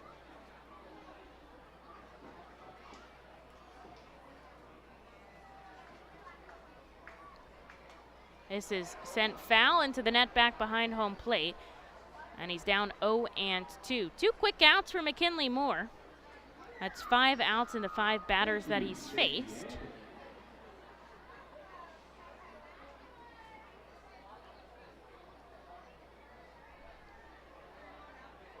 Big leg kick by Mac, swing and a miss. 98-mile-an-hour strikeout to end the inning. And McKinley Moore puts up 2 clean frames. The Arphils lead 1-0 going to the bottom of the 7th. Stretch time here at FirstEnergy Stadium. The Fightin' Phils know who to call for trash and recycling services. A proven winner, JP Mascaro & Sons. The industry leader for over 50 years. Trust the familiar Mascaro Blue Elephant to provide dependable, quality service for your home or business. That's JP Mascaro & Sons, one of the top companies in its industry. Trash and recycling services for home, business, and industry. We are hiring and have open positions in Berks County. Check our website for open positions at jpmascaro.com or call 1-888-MASCARO. JP Mascaro & Sons, ready to serve you. Berks Packing is a family-owned and operated meat processor located here in Reading, specializing in hot dogs, ham, specialty meats, and more. Berks Packing provides America's classic ballpark with quality products, including the highly acclaimed flat-top grilled hot dog. Join us for Berks Packing Sunday Family Fun Days at Sunday home games all season long at FirstEnergy Stadium. Lidl is a normal grocery store with aisles and shelves and high-quality groceries, but only Lidl has really low prices, like so low they're too good to be true. But true. Lidl, suspiciously low-priced groceries.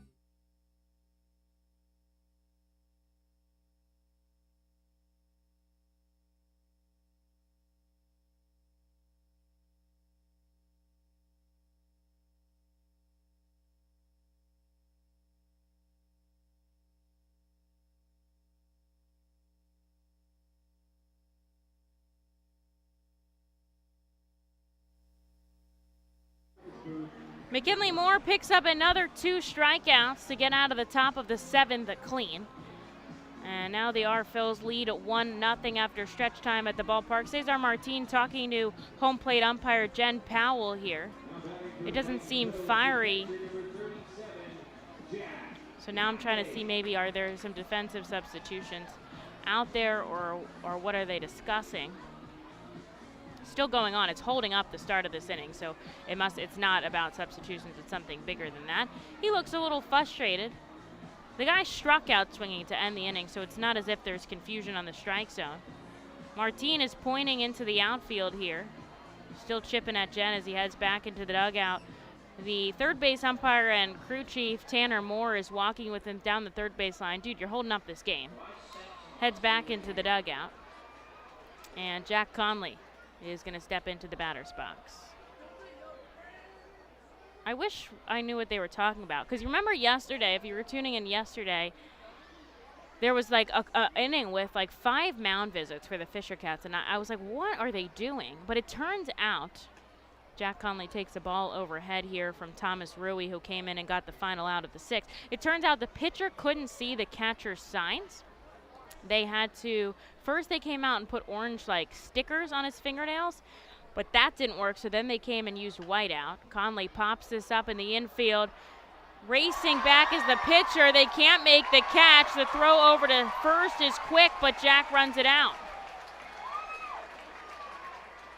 Not the pitcher's ball there to take, coming backwards off the mound. That's the shortstop's catch to make. But it was kind of in no man's land back behind the mound, and Jack is safe at first on a base hit. And that's a way to start off the inning. So they ended up, that was the reason for the mound visits. And I wish I just would have known, you know, that that was the reason, because it's far less frustrating when it's something like that.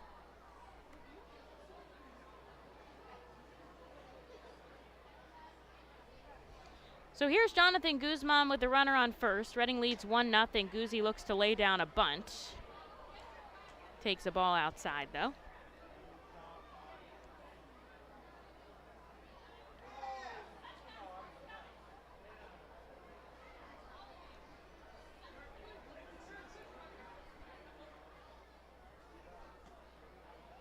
There's a called strike. 2-hit game for Jack Conley. He's out on first to start off the bottom of the 7th. Reading leads 1 run on 8 hits. Nothing across for the Fisher Cats yet. Looking down and up. Guzman bumps this back foul. He kept the bat on his shoulder that time up.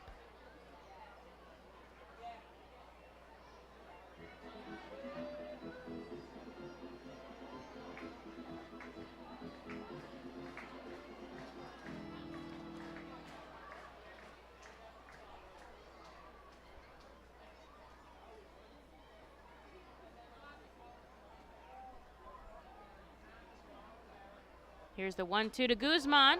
Sends it down the left field line. It's going to drop fair. Conley stays at second. A good toss in by Espino holds him up. But Jonathan Guzman reaches safely. Back-to-back singles for the R-Phils. Puts 2 on with no outs. And now they are threatening here. Just perfectly placed down the left field line.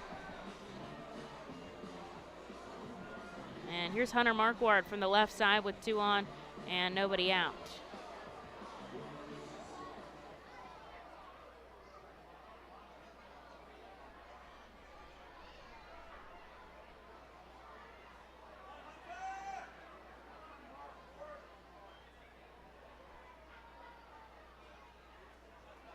Looking back at second is Rui. Now he comes home. Marquardt tries to lay down a bunt, but it's foul. I would not be surprised if he tried to do it again here just to move the runners closer to home.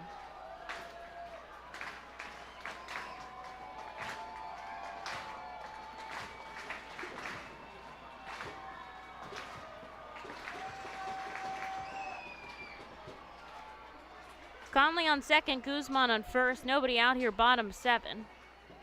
Rui looks back. Marquardt looks for the bunt. It goes wild and again bounces very sharply.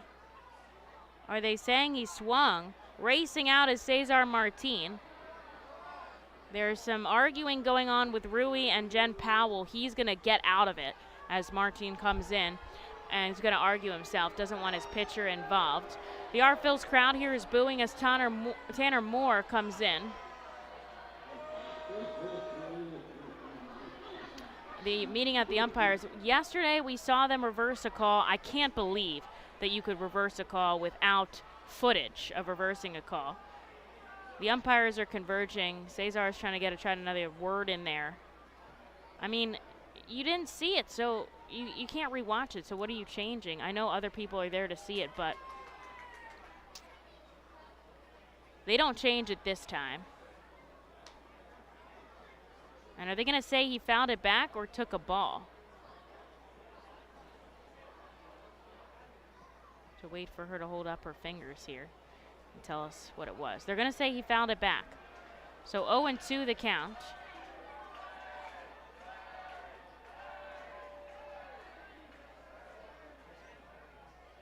2 on, nobody out here. Hunter Marquardt trying to move the runners over with the 0-2. Lays down a bunt fair. He doesn't realize it. They get him on the throw down to first, but he does his job and sacrifices himself to move the runners closer to home. Conley 90 feet and Guzman in scoring position here. And Cesar's out again to argue with Powell. Are they saying it bounced off him and it was foul?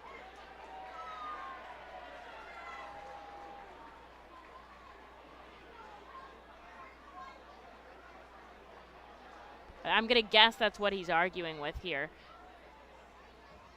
that he wants it to be a dead ball. They do get the out at first. Come on. Stop whining. He's going to turn back and head to the dugout as we go to the top of the order here. Johan Rojas coming up. With 2 in scoring position and just 1 out on the board. Going to try to bring a run home. We lead 1-0. Just even 1 more insurance run would make a difference. They're going to come in here and play in on that infield grass edge with Rojas up to bat.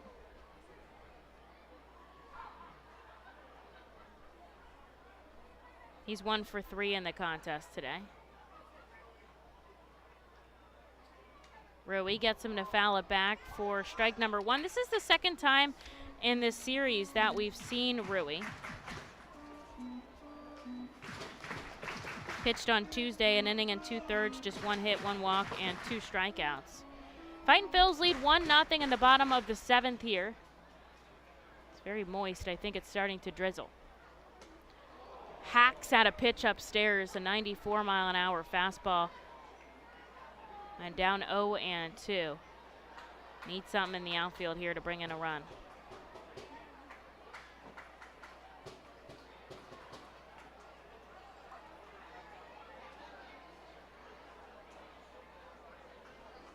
Here's the 0-2, and he chases a pitch way down and away.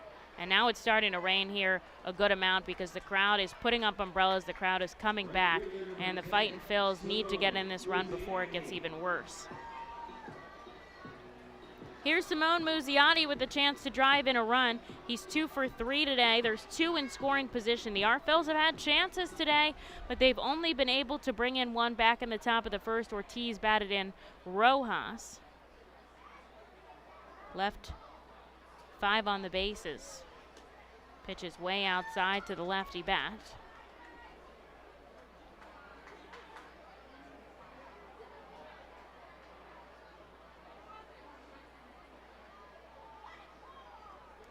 That's Conley on third, Guzman on second. The righty looking over at third. Here's the 1-0. The rain's starting to come down. This is fouled back. 1-1.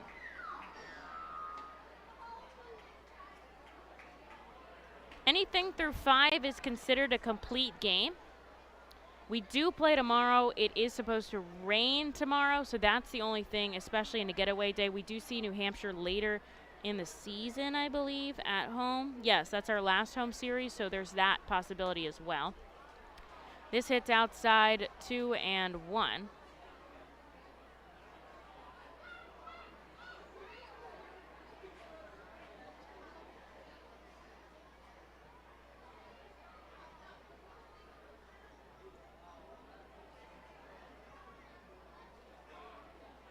Outside 3-1.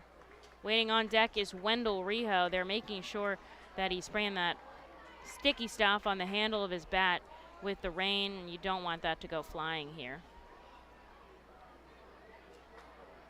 Reading leads 1-0, bottom 7th. They have since the first inning. They're threatening here with 2 on and 2 out. The 3-1 to Muzziotti hits the outside corner, and the count is now full.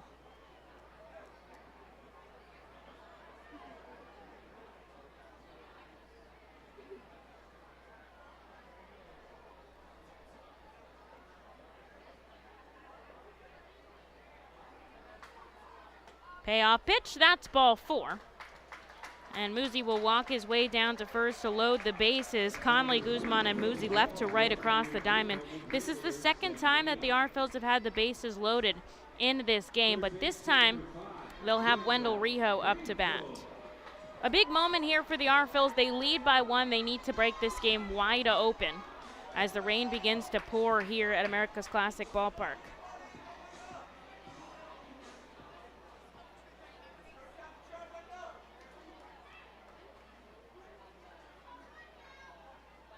First offering up and away.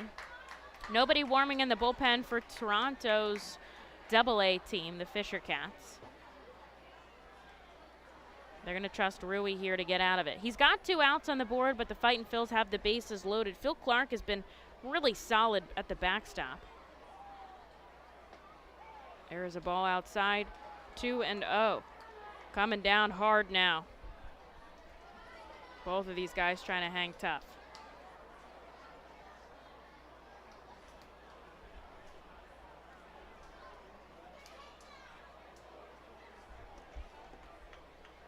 Bases loaded, 2 outs. Time is called. He needs to use that cleat cleaner. Alexis told me that's what they call it in soccer, the cleat cleaner. Getting a lot of dirt stuck. He's complaining to the umpire now that he can't pitch. It's not raining that hard that we need to call the game. The umpire jogging over the grounds crew is going to come out and just put some dry turfus out on the mound. The crowd is booing. I mean, this is, yeah, it's raining enough that I think that they can clean it up. And of course, we've got such a great grounds crew here, and Dan Douglas and his team out there raking the mound quickly. They're going to get a fresh pad out there. Kid can wipe his cleats on. Pick up some wet dirt, put down some dry dirt. Rijo's going to get some more sticky stuff on his bat while he waits.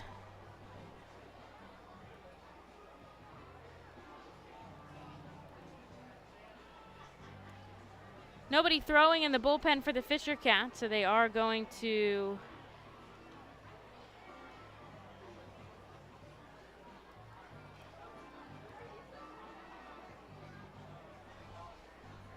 keep it going. Give him a little rag out there he can tuck in his pocket. Grounds crew cleaning up the mound. Other problem areas in the field as they pick up their buckets and rakes and heads off. And Rui's going to have to learn to work through this here. Cleaning off his cleats back behind the plate, using his towel to wipe off both of his arms. Sticking it back in. Talking to the umpire, I think it's clear he doesn't want to pitch through this.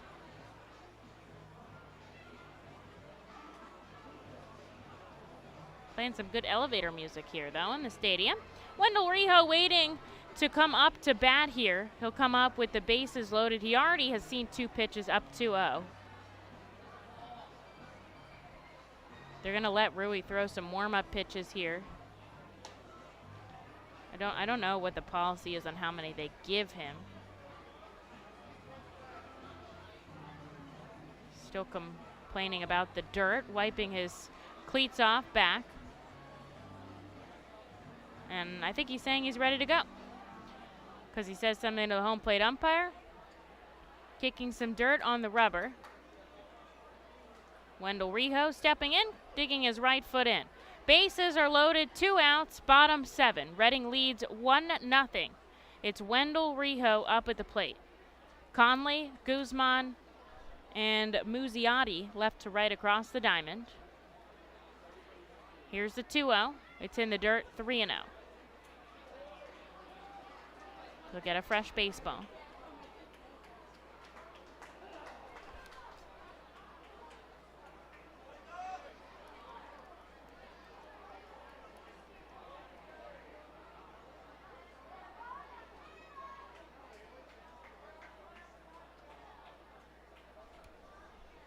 Bases loaded, 3-0, and that is ball 4. The Fightin' Phils are going to get a run as Wendell Rijo walks in Jack Conley, and they lead 2-0.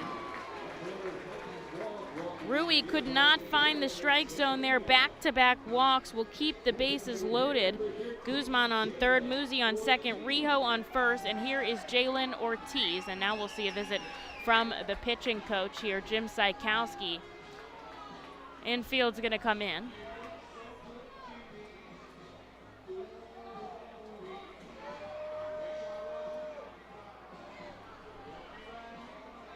Jalen has been on 3 times today, 2 hits, a walk. He scored the only, well, prior to this, the only run of the game back in the first. He's also stolen a base.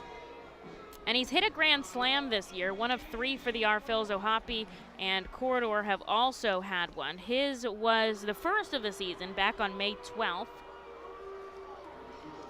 Have a chance to do another here. Wind has picked up just a little bit. Just blowing slightly from right to left. That's not true, from left to right. Rain is just a little bit. Some people are sitting through it. I try to base it on what I can see in the lights and what is falling on top of the dugout, and then how many people are willing to sit through it. So right now it's not frantic. I actually think it might have even stopped raining. If anything, it's a drizzle. And Ortiz will come up with the bases loaded here and 2 outs. Wendell Rijo walked in a run. They lead 2-0.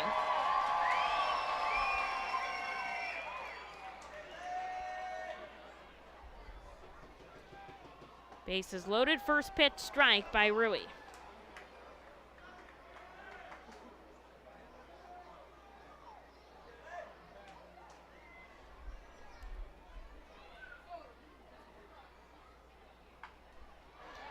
Ortiz grounds this up the first base side. Aiello can barely get a glove on it. He finally does and steps on the bag, and that will do it for the Fightin' Phils.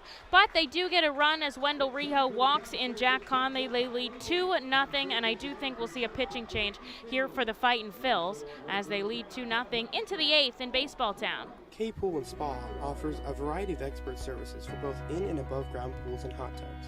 They provide the service for Pool Pavilion at the FirstEnergy Stadium and keep it clean and maintained throughout the entire season. Based in Reading, Pennsylvania, they've been family owned and operated for 40 years. Turn to K Pool and Spa for the best value and professional service. International Fireworks is the official fireworks provider for the Arphils. International Fireworks shoots all 33 fireworks shows throughout the Arphils season, including 6 Mega Blast fireworks shows. International Fireworks also provides the pregame fireworks after the national anthem at each game. International Fireworks has a retail store in nearby Douglasville, Pennsylvania, where you can purchase all of your fireworks. Visit fireworksrus.com for more information about the International Fireworks retail store in Douglasville. Thanks again to International Fireworks, the official fireworks provider of the Arphils. Looking for the place to have the ultimate family fun at the Fightin' Phils game? Look no further than Capital Blue Cross Funland. Capital Blue Cross Funland features the most exciting games and entertainment at the ballpark, including speed pitch, mini golf, ring toss and peach basket toss, mascot autograph booth, a bounce house, and the incredible giant inflatable slide.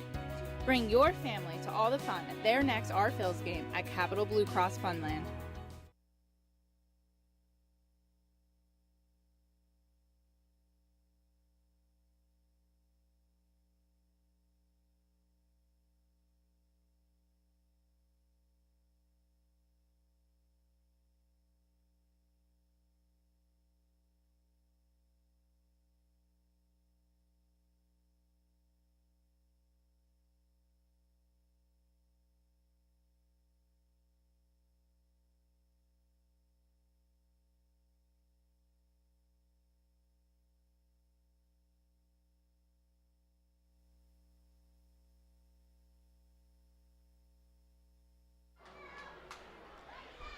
The Fightin' Phils will call upon Braden Zarbniski here for the top of the 8th inning. Reading leads 2-0. Wendell Rijo walked in a run, I should say, in the bottom of the 7th to keep it that way. Zarbniski will see Phil Clark to start things off. Davis Schneider and Sebastian Espino 7 through 9. And try to keep the score 2-0 if he can. He gets a first pitch called strike, then a swinging one is checked and he doesn't go around.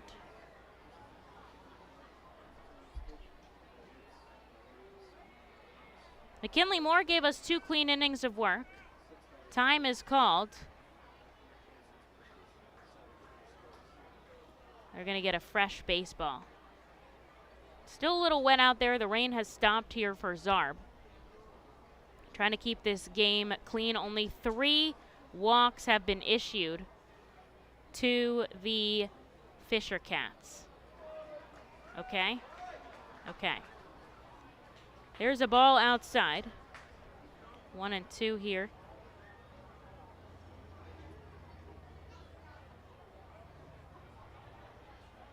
Outside, 2-2.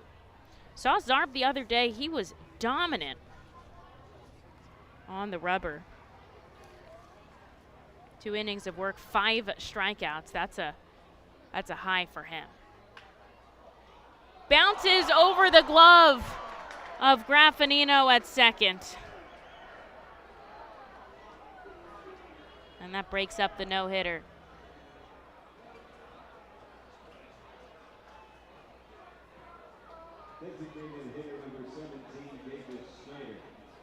Well, they were pitching a no-hitter up until this point. We went 6 innings strong.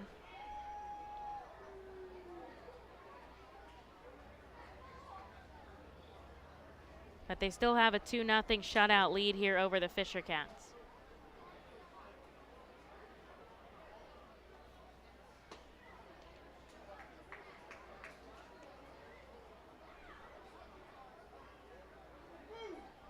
Here's Davis Schneider with a runner on and nobody out. Zarb with a runner on first. Gets a first pitch ball. This one hits the strike zone, 1-1.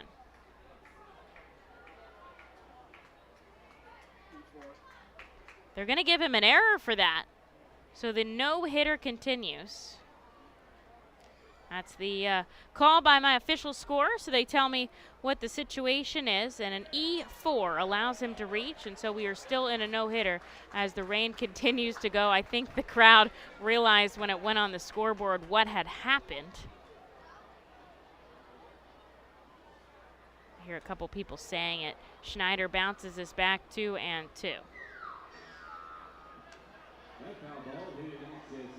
Rain has started again here in Baseball Town.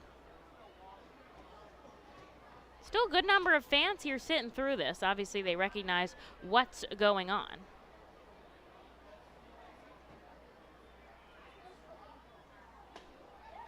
And that's a called strike 3. Caught looking Davis Schneider. He'll head back to the dugout with out number 1 on the board.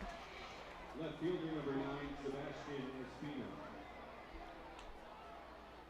And here is Sebastian Espino with a runner on and 1 out.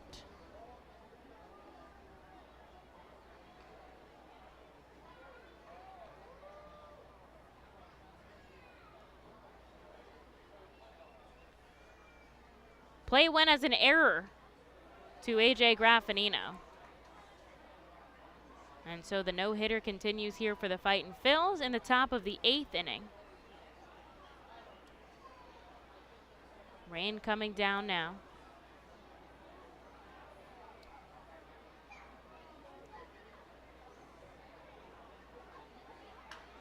This is a hit. That went past the shortstop, Guzzi, deep in the hole, and there was nothing he could do about it, and that will officially, well, I guess I'll wait for the official scorer's call to say it. Well, they put it on the board now, so that will officially break up the no-hitter. Thank you, Kyle, for relaying the information here to me. Now there's 2 runners on here, and we're looking to keep the shutout if we can. The R-Phils lead 2-0. They had Jalen Ortiz has doubled a bat in Rojas in the first, and then a walked run in as Wendell Rijo jogged down to first on a free pass, and up, they're going to call this. It's raining too hard. It is raining too hard. The grounds crew's coming out. The front office is racing down to the tarp. They're going to pop this on before it gets unplayable. And the bullpen is sprinting in. And Cesar Martin is going to come out because this is what he wanted last inning. and obviously unhappy with the way that it turned out. The R-Phil's pushing out the tarp here. I'll give you more information when I have it on, when we're going to resume play, what the situation is, if we resume tonight, if we don't resume tonight. This is a full game with 5 innings of work accomplished. But of course, with the Fisher Cats up to bat in the top since we started the top of the 8th, we'll have to wait and see how things go down. So we'll just recap here. The R-Phils lead 2-0. They had a no-hitter going into the 8th. Phil Clark reached on an error by the second baseman, A.J. Graffinino, but then Sebastian Espino notched the first hit of the game here for the Fisher Cats. So in the top of the 8th, there's 2 on and an out for New Hampshire. Reading leads 2-0 as the tarp is being pulled on here on the field. This is hard to do. When it's wet, it's raining, the tarp is heavy, you're kind of racing, and they're going to get it on with the field still playable here. And we will take a break for this rain delay. Check out the social media. I just posted that video of Eric Miller striking out a runner in the Futures game, which is fun. So keep updated on social media in the comment section if you're listening on YouTube, Twitter, and Twitch. Our website as well for when we resume this game. We are stuck in the top of the 8th, but Reading leads 2-0, although the Fisher Cats do have 2 base runners, and they do have 1 out.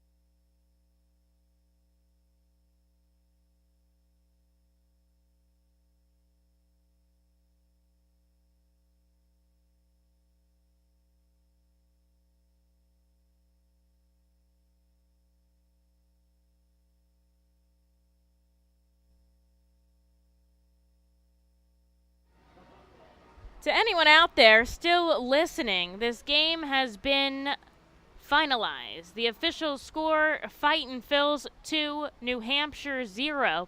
Now here's how it works with the runs or the hits that came across in the top of the 8th. Those do count. If New Hampshire had taken the lead, we would have bumped back to the 7th, but because they did not, the stats still count as a part of everybody's line, so it is not a no-hitter. They did have a hit to where we wrapped up in the 8th. The rain is really coming down hard here at FirstEnergy Stadium, but the Fightin' Phils take the win 2-0. They take the shutout. That is the 3rd shutout of the series. And Portland dropped today, so they fall just 2 games back from first place. A chance here to wrap up the series tomorrow with a series victory as they lead 3-2. Tomorrow we'll play a 9-inning game at 5:15 on Sunday. Here scheduled Ethan Lindau to take the rubber for the R Phils. And on the opposing side for the New Hampshire Fisher Cats, they'll be back to righty Luis Quinones. So this is an official final score. Reading 2, New Hampshire 0. Fans, thanks so much for tuning in. We'll be back tomorrow to wrap up the series at home here against the New Hampshire Fisher Cats at America's Classic.